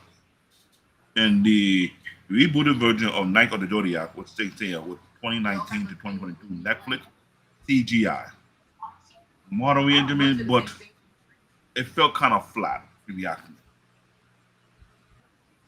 You don't have to take my word for it. If you watch the original one from 1986 to 1989, or you watch the head OVA from 2002 to 2008, and jump all the way to the one of 2019 to 2022, you can tell this new revamped version doesn't cut it. I think that we do everything over again because it only had a few episodes, but it didn't do much of anything. The live action version, Night of the Zodiac 2023, live action, the movie, I have mixed review. I'm not too sure to call it. What about you? You seen it? The movie, I haven't really watched the movies of The live action version, the live action called Night of the Zodiac. Oh, It you're came talking out in about the 2023. live action. Oh no, I haven't watched the live action. Yeah. I was planning on seeing that live. Watch it. No, please watch it because I had a mixed review. I was like, Well, everyone's gonna have I was mixed reviews kind of of the live iffy. action. It's the live action. and this is the argument I have. Ladies and gentlemen, if you're an anime lover, big time, heavy, hardcore anime lover, how do you really actually feel when they do the live action version? You feel like they caught up to it, or do you feel like they represent it properly, or you feel like it falls flat? I want your honest opinion on this because we will do a show about this of all the live action version of anime adaptation and cartoon adaptation. And we would have to rank them. Which one with the new words of the word down to the one you think is okay? Because I'm thinking the same thing because I'm only pissed off with Night of the Zodiac, the Saint Seiya version that had a Netflix 2019-2022. It's complete CGI. And I would have expected more episodes because the original one had a lot of them. It felt like they was falling flat, like they were cutting corner. Like, dude, don't do this. You're not gonna be hard with this. We have other spin-offs of what I did better. But this one, I'm not too sure. Well, when you get the chance, look for the live. I think they may have it on Netflix. Look for the live action version on Night of the Zodiac. I want your honest, objective opinion. I don't care you skew it or skisk about if you didn't like it. Call out of this. Call it out. Remember, this show we don't play around on this show. We criticize it. You were good, you were good. When you were bad, you were bad. And I say the Night of the Zodiac, take their version for Netflix was not all that good. Need more work, but it didn't really hit the mark. The live action version I had mixed review. I wasn't sure if I would call it a good live action. It was alright, but it was like something's missing. What's your point of view of all these anime and spin-off? What's your take on that? I mean, okay, in general, because I don't remember all these like that. And I can't remember like that. But even when it comes to like spin-offs, one thing about spin-offs, it's neither two things. You're neither a spin-off to the original starts, or you're a spin-off to the new start. So for instance, Saint Seiya show, right, when it did the all-female cast team of the Saints, right, the all-female Saints, that more likely had to be the beginning route because these are pretty much most of the instructors that are training the new ones, which are the guys. So that takes that as an original start. So that's my thing right there. It's like, okay, this is more of an original start. And then it's like the other ones, these are like, okay, are we going, like, we're more likely going to new ones. So like, for instance, Omega, that's the sequel of the new generation of Saints. So, okay, that's like, okay, so we're off branching to a new set of Saints. So then what happens to the old ones? So again, you have to make those, commonalities really click. That's my thing about spin-offs and sequels. It's like, you really got to make those click.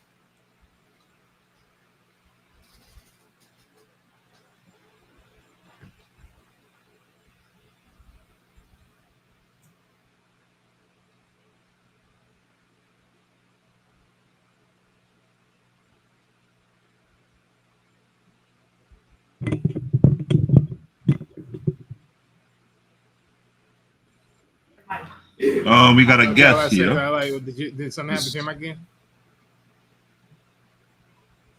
This is Sparta!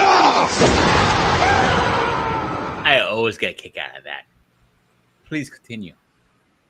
So what do you want to add to this? Because there's a lot going on here. So give me a few seconds, just add your 2 cents. Let me know how you feel, because I'm, like I said, I am shitting on the Night of the Zodiac at the 2 at the bottom. He's not gonna do that. Take there. I don't like it. And the live action version. I cannot shit on it for one reason. I haven't watched it. I've heard of it, but I have never got a chance to watch it. But from what you guys are talking about, it's a lot here. It's a lot of information.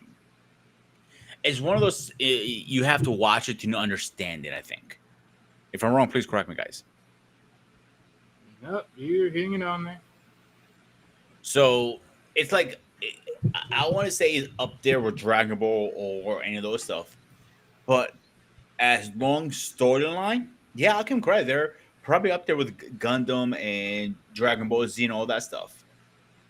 But is it as popular? That's the question. Most people who are not into anime probably won't know who the heck this is, to be honest with you. Well, of course not. You would have to take a deep dive into it. Exactly. Well, please, David, continue. I understand you didn't watch every single one of it. I watched literally every single one of it.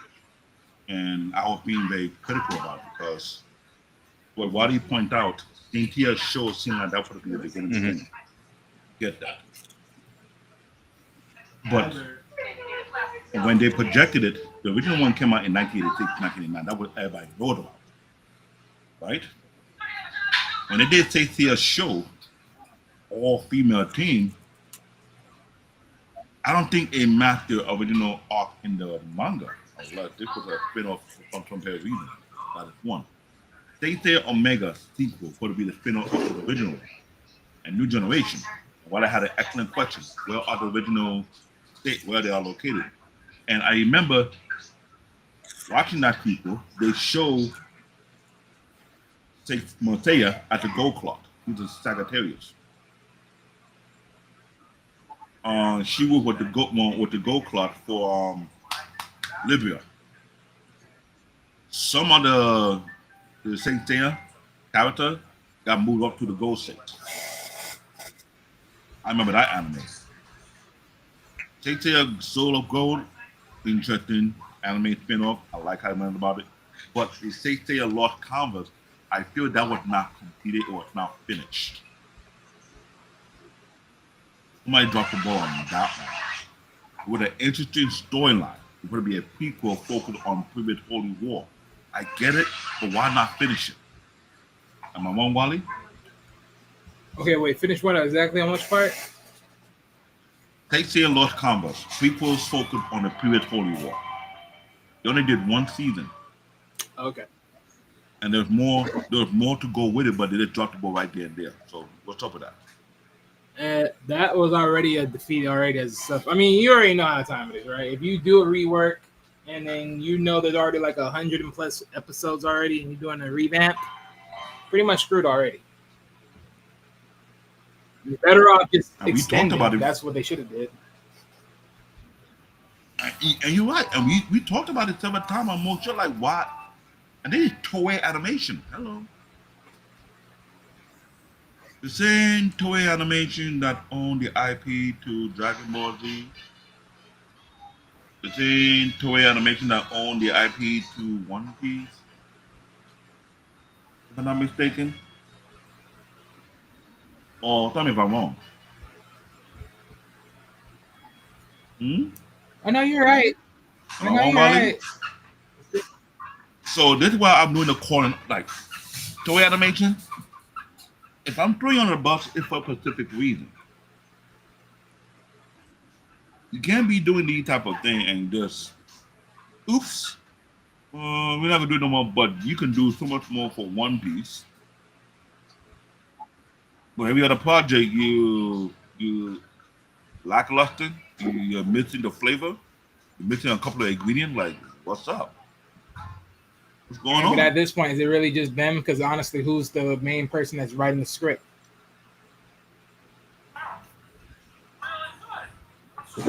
Now, it's one thing if they're forcing them to put out something. That's one thing for sure. But now it's like, okay, well, who wrote the damn script? Remember, we talk about Berserk. Berserk had to go through what Dragon Ball had to go through, or other. They have people like, nah, we will continue this storyline.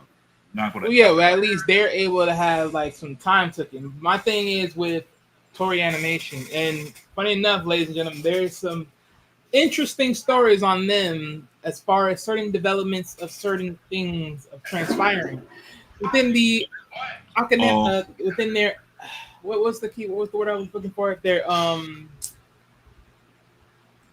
economic malfunctions over there. So yeah. So the next final show, should we start with Toei Animation and go into? Well, it won't be a deep dives show. of the It won't animation be a production? show. I'll just do this on upload. Why not? We're not gonna spend 100 hours on it. That's why. So you don't want to go into it and do like a breakdown of Toei Animation and what are the impact it have in the animation industry, or the heavy hit they put out. I mean, I'm gonna just talk And about what, the one that you showed me, and I'm gonna just speak on that, and then from there we'll just, there's another add-on that I will add to that. Hey, go ahead, because like I said, we had talked about maybe, is it correct, 3 or 4 of Toei Animation heavy hit. I think so, possibly. We did Dragon Ball Z, Dragon Ball franchise, that's Toei Animation hit. We haven't touched One Piece yet. I forgot what one we did talk about was also on the Toei Let Animation. me ask a question. This Really one fast, is David. also, You have so much here listed of the shows. Somebody's coming into it right now. Besides the original, which one do you recommend them starting with? Like if you have to just try to get into it.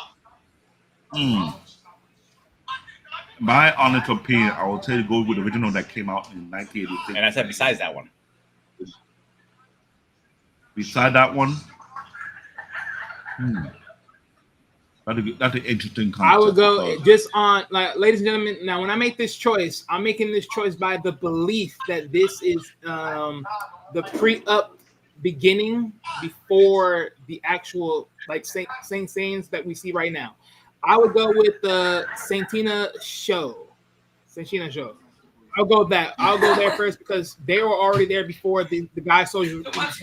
So I think that's more of an origin story in my opinion.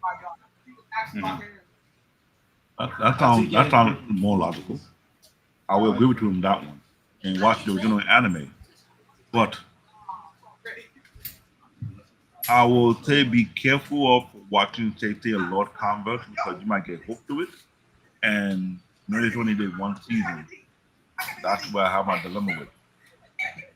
Saint Seiya Omega is probably the continuation of the original anime that came out in 1986-1989.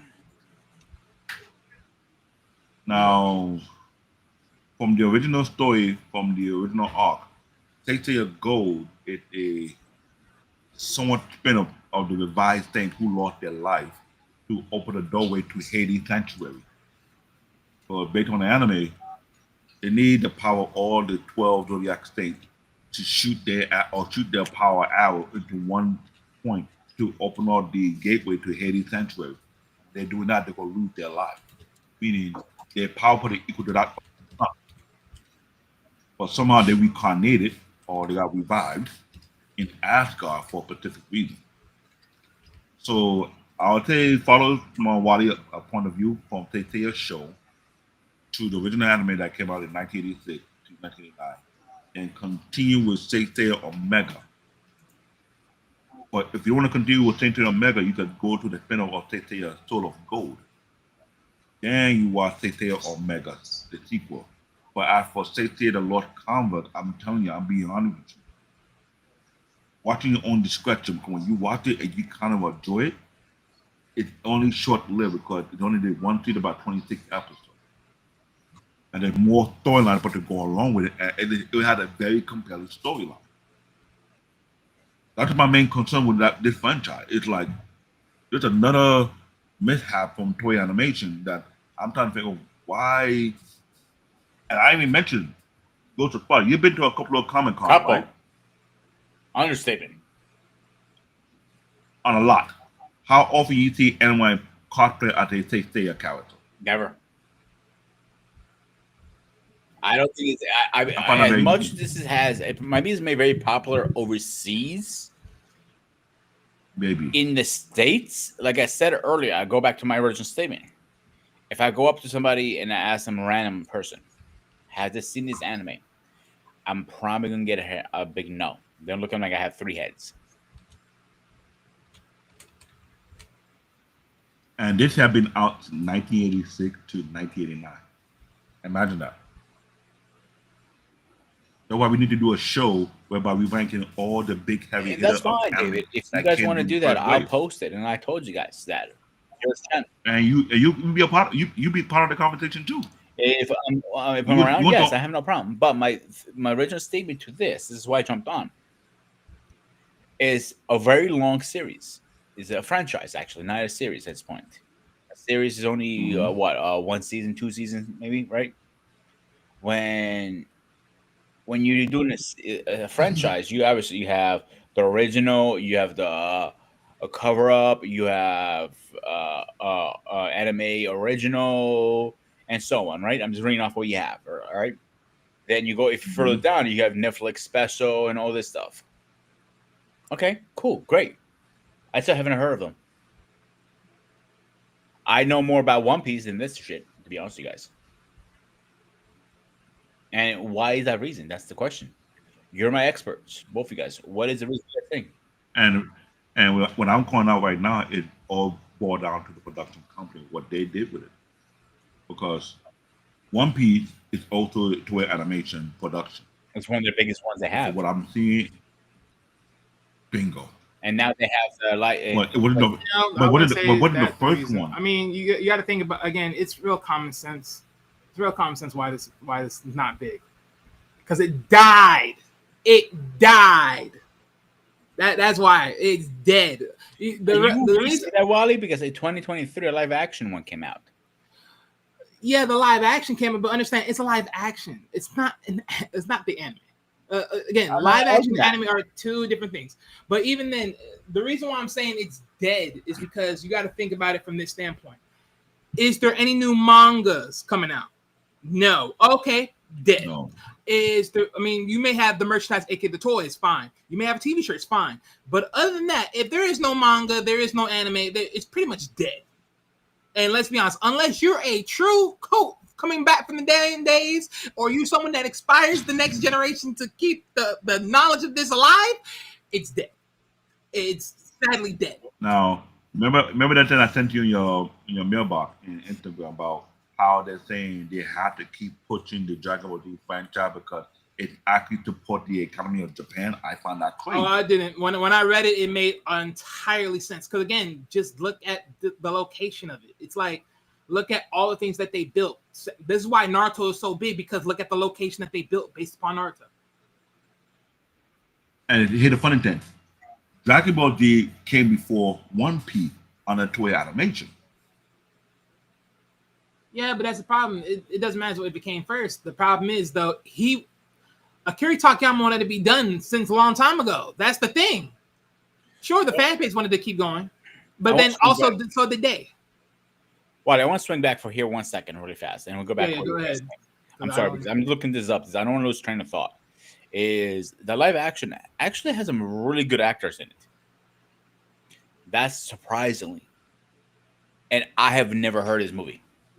And you guys know how I heard of the movie. I just never took a chance to watch it. But even then, I heard of it. I watched it. I had mixed review, but I felt like something was missing. I'm not sure what to put my finger on. Well, David, you Right. don't like anything American movie, so this is an American movie. No. Not anything American. They did a good job with it. They did better than the night or Zodiac. They said Netflix CGI, but that one was flat. Straight up flat. Are you Not feeling like okay it. tonight?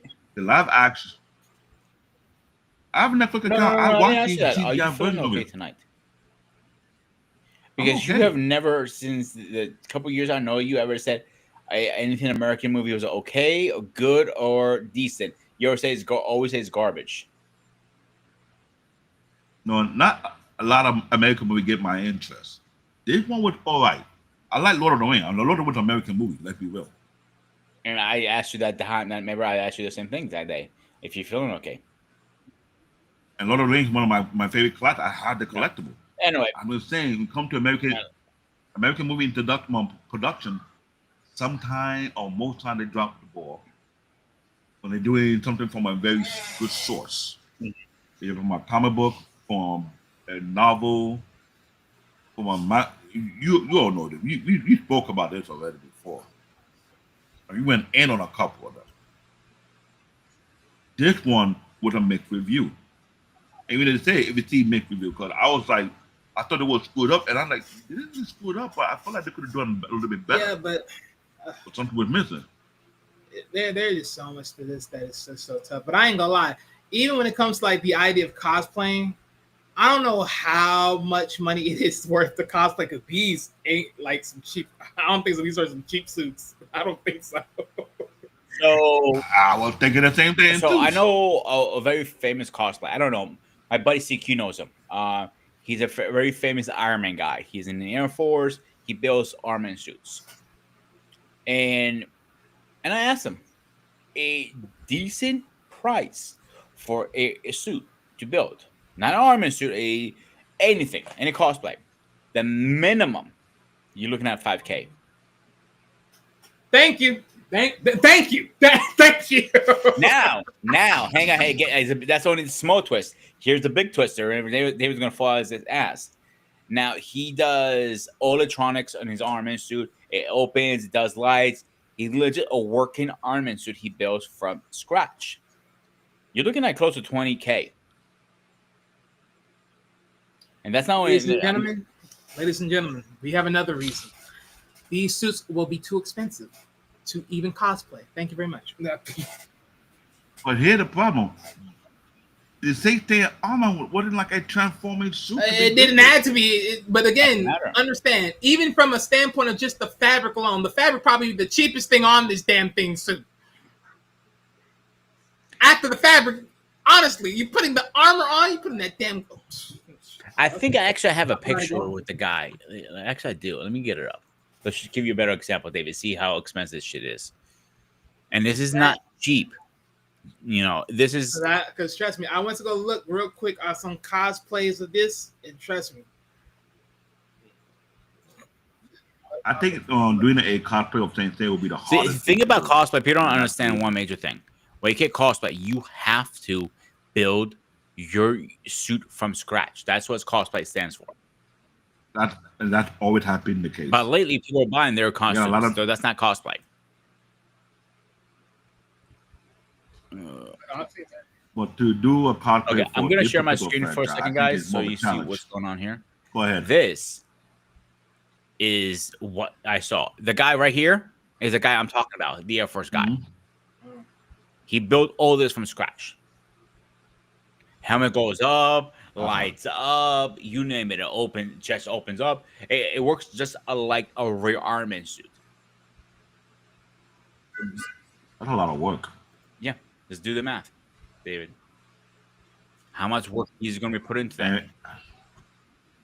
And that's what I'm saying. What you say? Now, this one, I'm saying right now, just do a Saint Seiya version. It's very complicated. Yes, it is still a lot of work, but she probably didn't put hours. You have the labor behind it too. She put probably more labor behind it. But this is Mortal Kombat, and we know how Mortal Kombat is. But David, that's not even the point. The cosplay point, the time and effort to build these costumes are a lot of time. They actually have somebody on Comic-Con. They call them the cosplay ER. If something goes wrong with your costume, you go to that person and they fix it for free. They don't charge it. You know, Comic-Con has them there for that reason. And just in case you have a boo-boo. Because boo-boos will happen.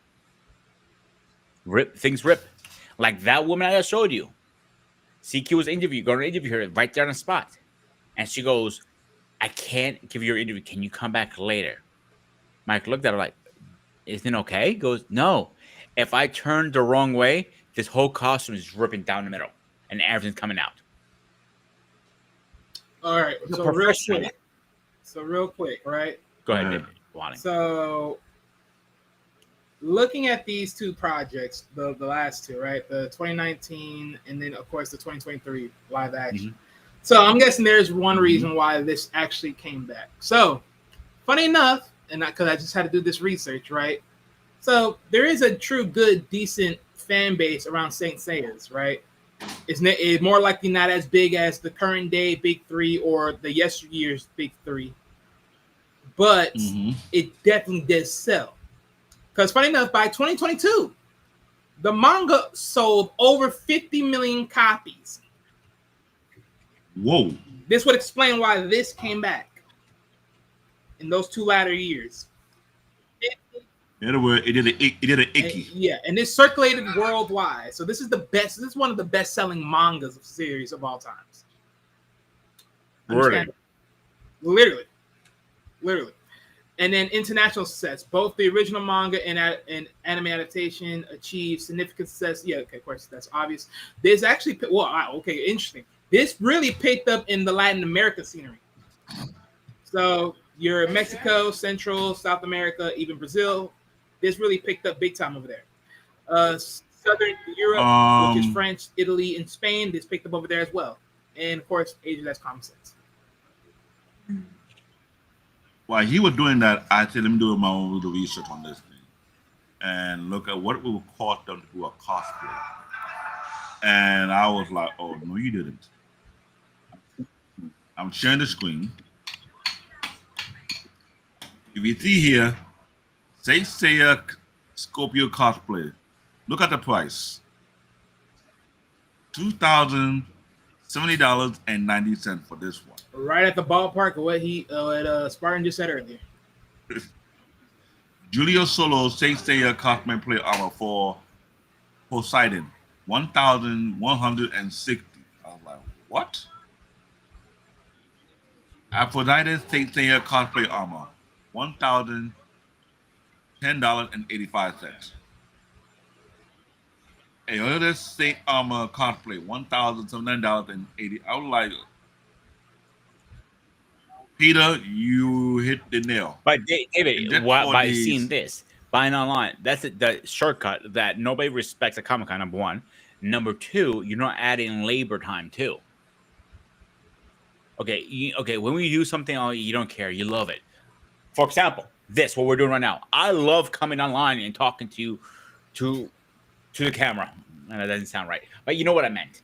I love coming online and doing a show for people. It's my passion. 3 years ago, you asked me to do that, like I was looking like an idiot, but I became a passion of mine. For these people who build these costumes, it's a passion. That guy who did the Iron Man suit, he does it for a passion. I just feel bad for his wife. Imagine how many he has at home right now. He has like 5 so far. And those things are not easy to store. Think about it. But when you love something, the money has nothing to do with it, bro. It goes out the window. Like, you love tech, David. You don't care how much money you spend on it. Wally, you love anime. You spend probably thousands and $1,000s on it if you could. Right? Probably have about multiple bookshelves lined up. I can see you literally, if you knew my friend King right now, you would try to sneak in his suitcase to go there to Japan with him right now. Forget suitcase, get a cargo. You're an idiot. I wouldn't do that part of the suitcase, but okay. It was expressed in a speech. Meaning, I know, but I'm just saying. No, I'm talking to David, not you, because he went to the next level. But I'll roast his ass later. Don't worry. I'll get him back. He knows I will. I'm too black to be roasted. Well, technically you were well done, but nobody's making that comment. Don't start. Don't start. Just saying. And I rock the gray beard better than you ever can, so that's a whole different story. I'm not competing with the beard. I know what. But no. The serious conversation here for a second. When you love something, 5,000, 10,000, 20,000, 80,000, 1.10 million, it doesn't matter. You don't care about that at the end of the day. You care about doing it. You love it so much. My boy CQ, he loves 3 things. Comic books. He has way too many, in my opinion. Gaming. But he's not a hardcore gamer like myself or some other people. Like I like the retro stuff. He likes the newer stuff, like me and you, David. And tabletop games, card games, Uno, any of that stuff. Man, he has spent so much money on that stuff. He has no room to put them anymore. But my point is trying to get with all this right now, David, is simple. Do you care how much you spend when you love something? I'll rest my case, gentlemen. You will never care about that. You'll be into it. This is something that I want to point out because I looked through all the many years of Comic Con that they've done in the US. And I always know there's something that stood out the most. I never seen someone do the cosplay of say maybe because the fan base wasn't here, and maybe it's in another region. While you said it yourself, recently they had a huge new fan base, but it sold over 50 million copies. That's a huge resurrection right there and there. And that's a big amount of money coming in. So it's like, okay, we got some new budget now. We can work on X, Y, and Z. Which is fine. Manga spinoff, episode G. I never got a chance to see that one. Focused on Leah Alia before the main Hey, story. read the back comment real quick. You'll see this is actually largely why this is not as heavy as it should be. Why it didn't achieve the same mainstream success in North America as it did in elsewhere, largely due to the poor initial marketing and heavy censor dub, which is true. It still had a dedicated cult following there, with fans discovering it through other means. Which is very, And this is this is what I'm talking about. it. Because it's the same sensory We that did they talk did about with it. freaking Dragon Ball when they took away the bloods and guts. It's the shit I'm talking about, damn it. Actually, And we I'll did give you a talk better about this. example. A better example on that. So Dragon Ball would premiere before Toonami. I don't remember what year it was. It was It was way years back. ago before Toonami ever came out. Can we all agree on that? Yeah. Yes, we agree. So the first round of Dragon Ball came out, or Dragon Ball Z, which one ever came out first? I don't remember. It was Dragon Ball, then eventually Dragon Ball Z. Thank you. It failed the first time. But when it went on Toonami, it was a big success. Because it was promoted differently.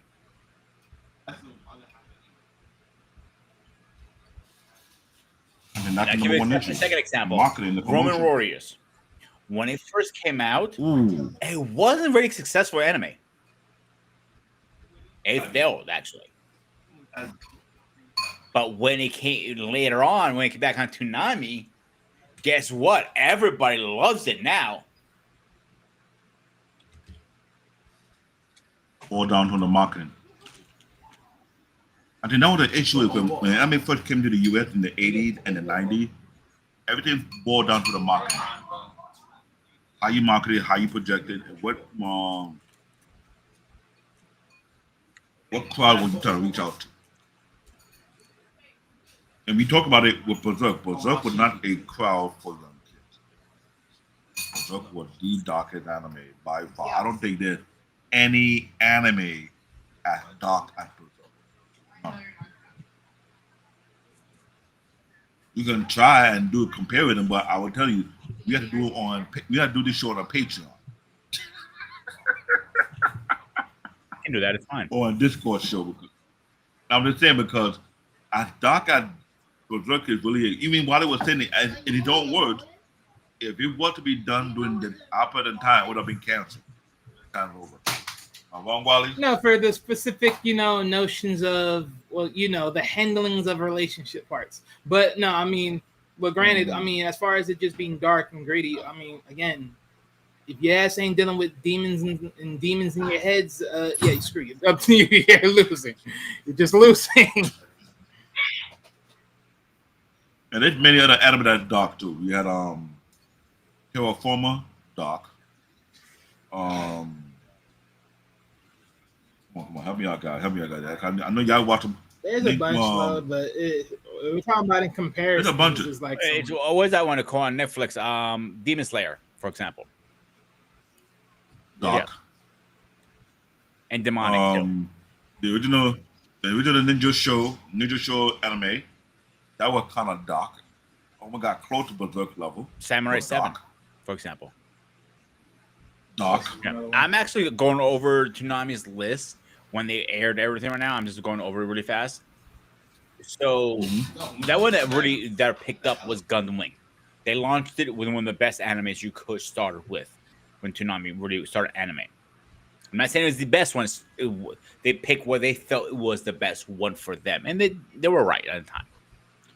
But you have some other ones that did okay, like Tichu Minu Ruchu, whatever his fucking name is. Well, that was an okay anime in my personal opinion. I didn't like it. Yeah, I wasn't feeling that. I was feeling kind of weird. Then you go further down, Astro Boy. Okay, it was okay. Astro Boy is the OG anime that go way back. But in this was the '03 version they premiered. Yeah, that's the revamp. Mhm. Yeah, Mega Box. I don't remember that one. I slightly remember it. Mobile Gundam, I remember that one. Starhawks, I don't remember that one to be honest with you either. So it probably wasn't that good if I don't remember it. Try to see another one here really fast. Relay Runner was, I heard it. I didn't bother watching it. Samurai 7, we talked about it. It was a bunch. There's only a peak of this list. There's some bunch of classic stuff in here. And also remember this though. What they air in the Eastern Coast, what did it be the same they air on the Western Coast? Based on the region. There's a certain selection they were broadcasting. You see on the Eastern Coast, different what you see on the Central side was different from Yeah, because I'm going over the list. I actually get more deeper into the list now. You got Big O, for example, Black Clover. Yeah, Big O was decent. Yeah, people love this stuff. I'm not denying it was good. I didn't like it personally, but that's my personal opinion. But anyway, guys, go ahead, finish up. But the thing is, all you take to the correct, while it was correct, it's the marketing. How did what market? That's why I was saying it was certain franchise. I'm sure Wild Witch would have been marketed better. It would have a huge franchise. It would have been a big thing with me. And I always look at it, it fall down to the higher level. What was they thinking? I mean, the one who got the biggest marketing on toy animation thus far to this day is One Piece. That market that thing. but see, think about it. I don't think so. Marketing really is a play though, because okay, for instance, you just said that One Piece was a big, like they market that big. But the thing is, I never give a fuck about One Piece. I never tuned into One Piece. Even if I knew of it, I heard of it, I know the name, and I know who the hell the character is. I never cared to watch One Piece. Why is that? Because I just never did. I just never did. I don't know why, but for some reason, there was nothing that told me I gotta lock in and watch One Piece. And I knew that it was on TV. Everything. I was around the time when it was on TV for sure. Never told me to go there. I definitely went to Naruto. You feel like it was though, trying but to shove didn't down your go to throat? One Piece. You know one thing You feel like they're trying to shove down your throat? What? What happened now?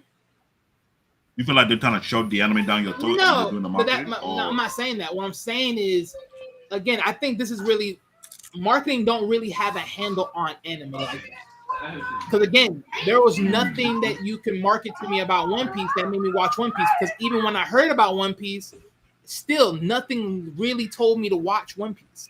If anything, I probably watched like the first episode of One Piece, and for some reason, I just couldn't go after. I just couldn't keep going.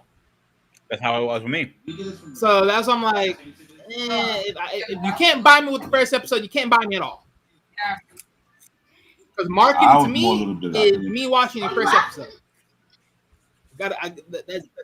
I'm more a little bit. I can watch the first 2 or 3. You know which one I actually watched recently over the weekend?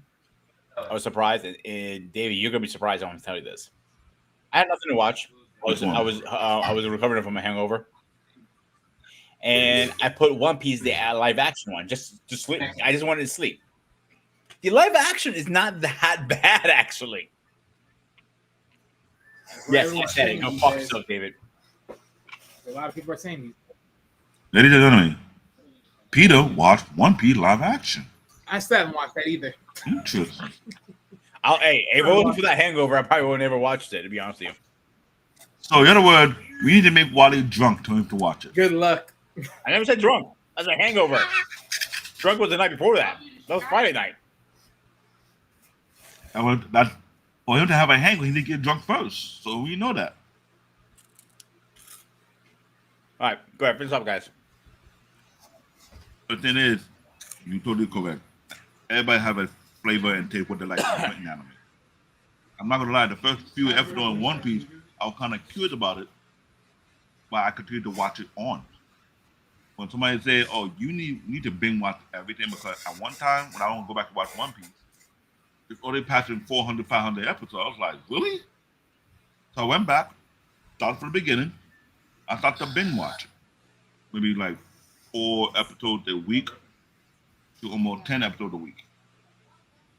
And I started to realize that a uniqueness behind it. And I started to watch when I catch up to it, episode 600 or something. I caught up to what at the time. I was like, it was a very unique, deep storyline. It had depth, unique depth in it. It was. I can see why it's one of the big anime that was making a lot of money for toy animation. Besides Dragon Ball, it was a very big deal. Now, looking back right now, it's on episode 1130, and they made an announcement that they have another arc to go before they finish the whole entire franchise. I was like, damn, how much of story do you have to break down? Because if you were to sell the books, that's actually a whole library in your crib. If you were to read all think that. of it like this: most people be doing like what, about 1 to 8 books, and they said that this is the whole season, within one whole season, 1 to 8 books, and that's hard to believe because 1 to 8 books, and yet you only give us this much amount of episodes. I'm like, That's a very big deal.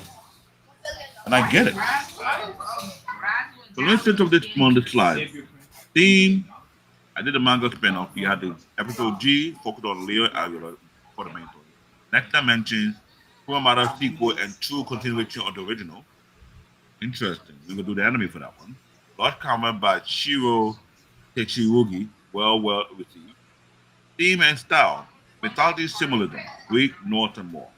Top Empire level, attack that destroy galaxy, dimension, and time.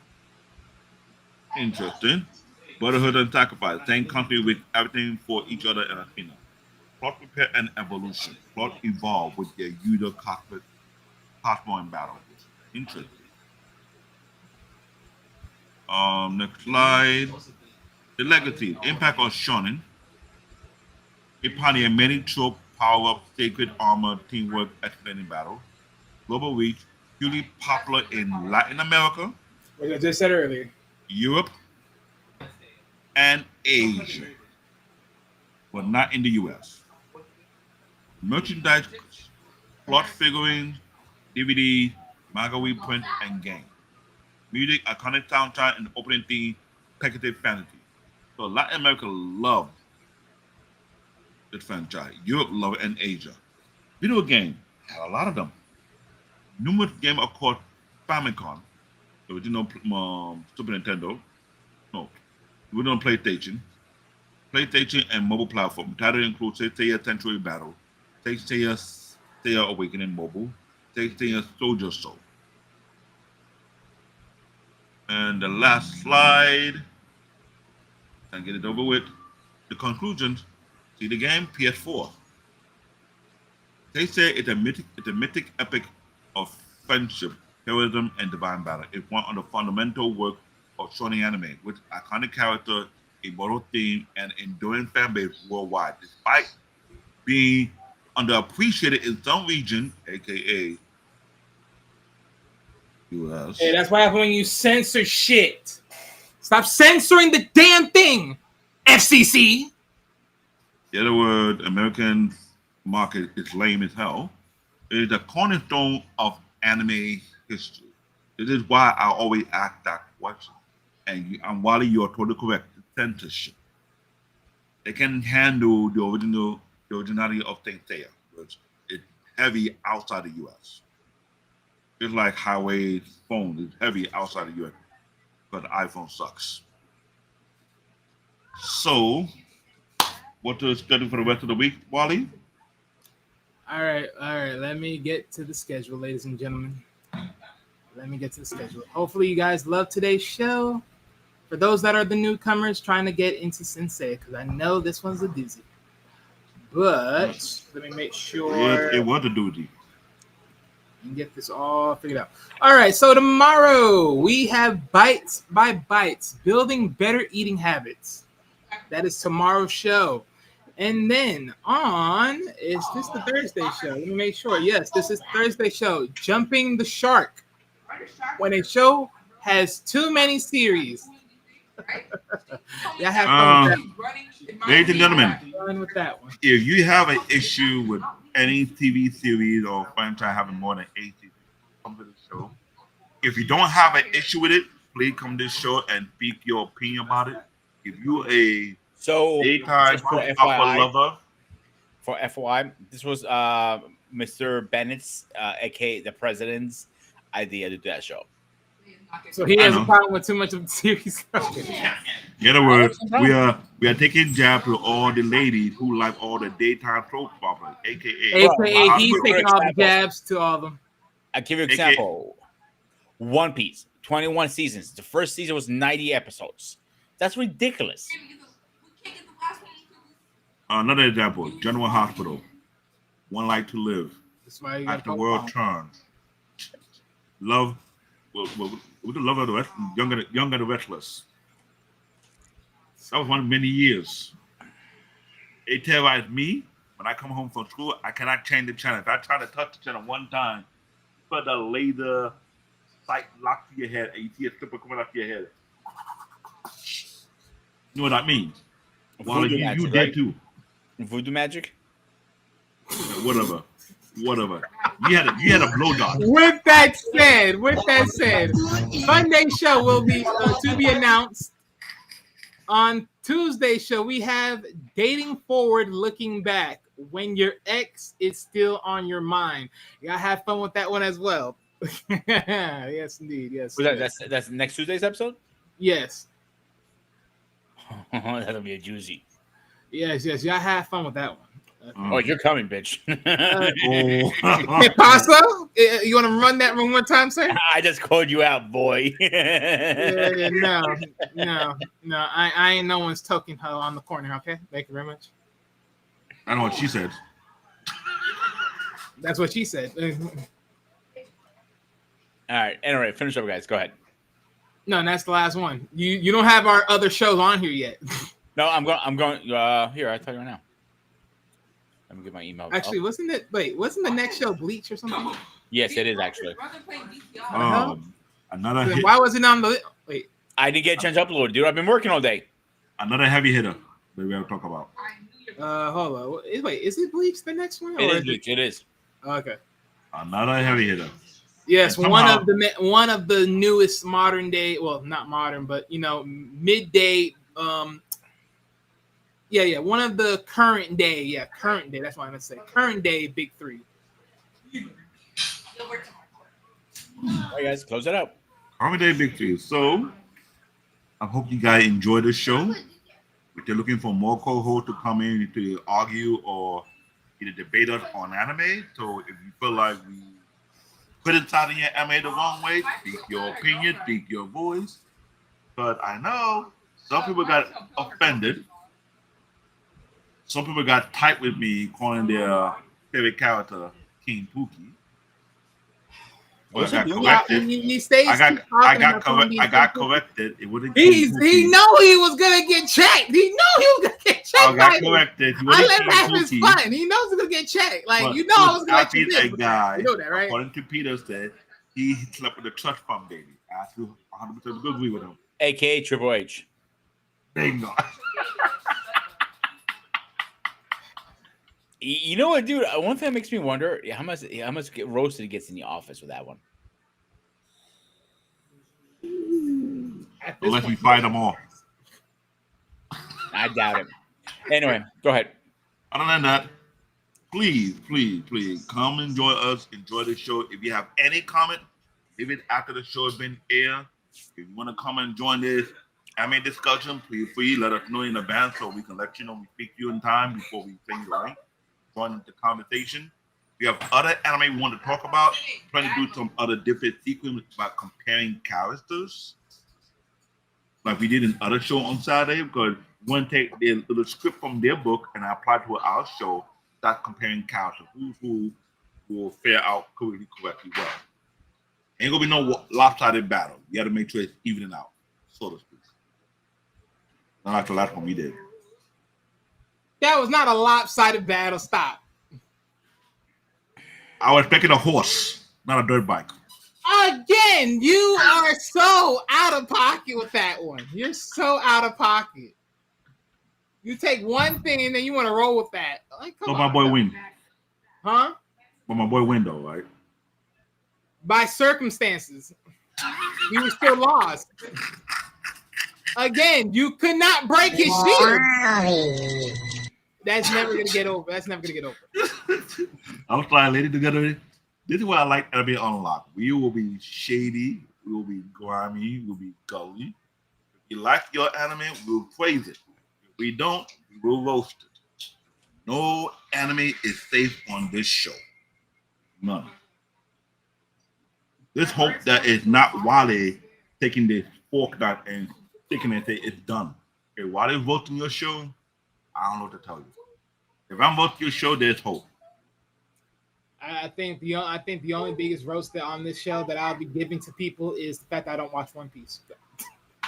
That'll be the stack of And if you're a One Piece diehard, please don't try and dock Wally. We don't want him to That's the thing. Everyone will be hating me just because of that. They'll be like, you don't watch One Piece? What's wrong with you, man? What's wrong with you? Ah!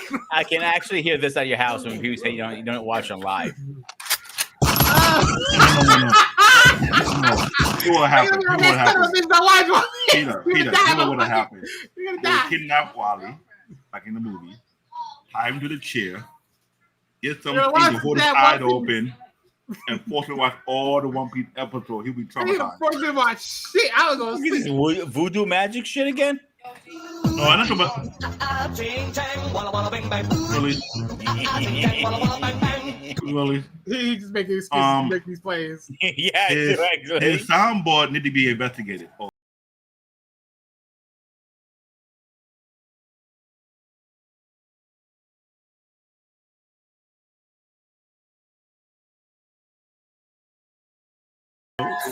We act a fool on Unlock. We really do. So if you like this format, if you like the dialogue, bring your craziness over here. You can't hang with us. If you can't, stay out of it. But we really get gully up in here. So this is CBN Tech Talk. Peter, the spotter. We got Wale, the legal analyst of the Anime Unlock. Please be safe.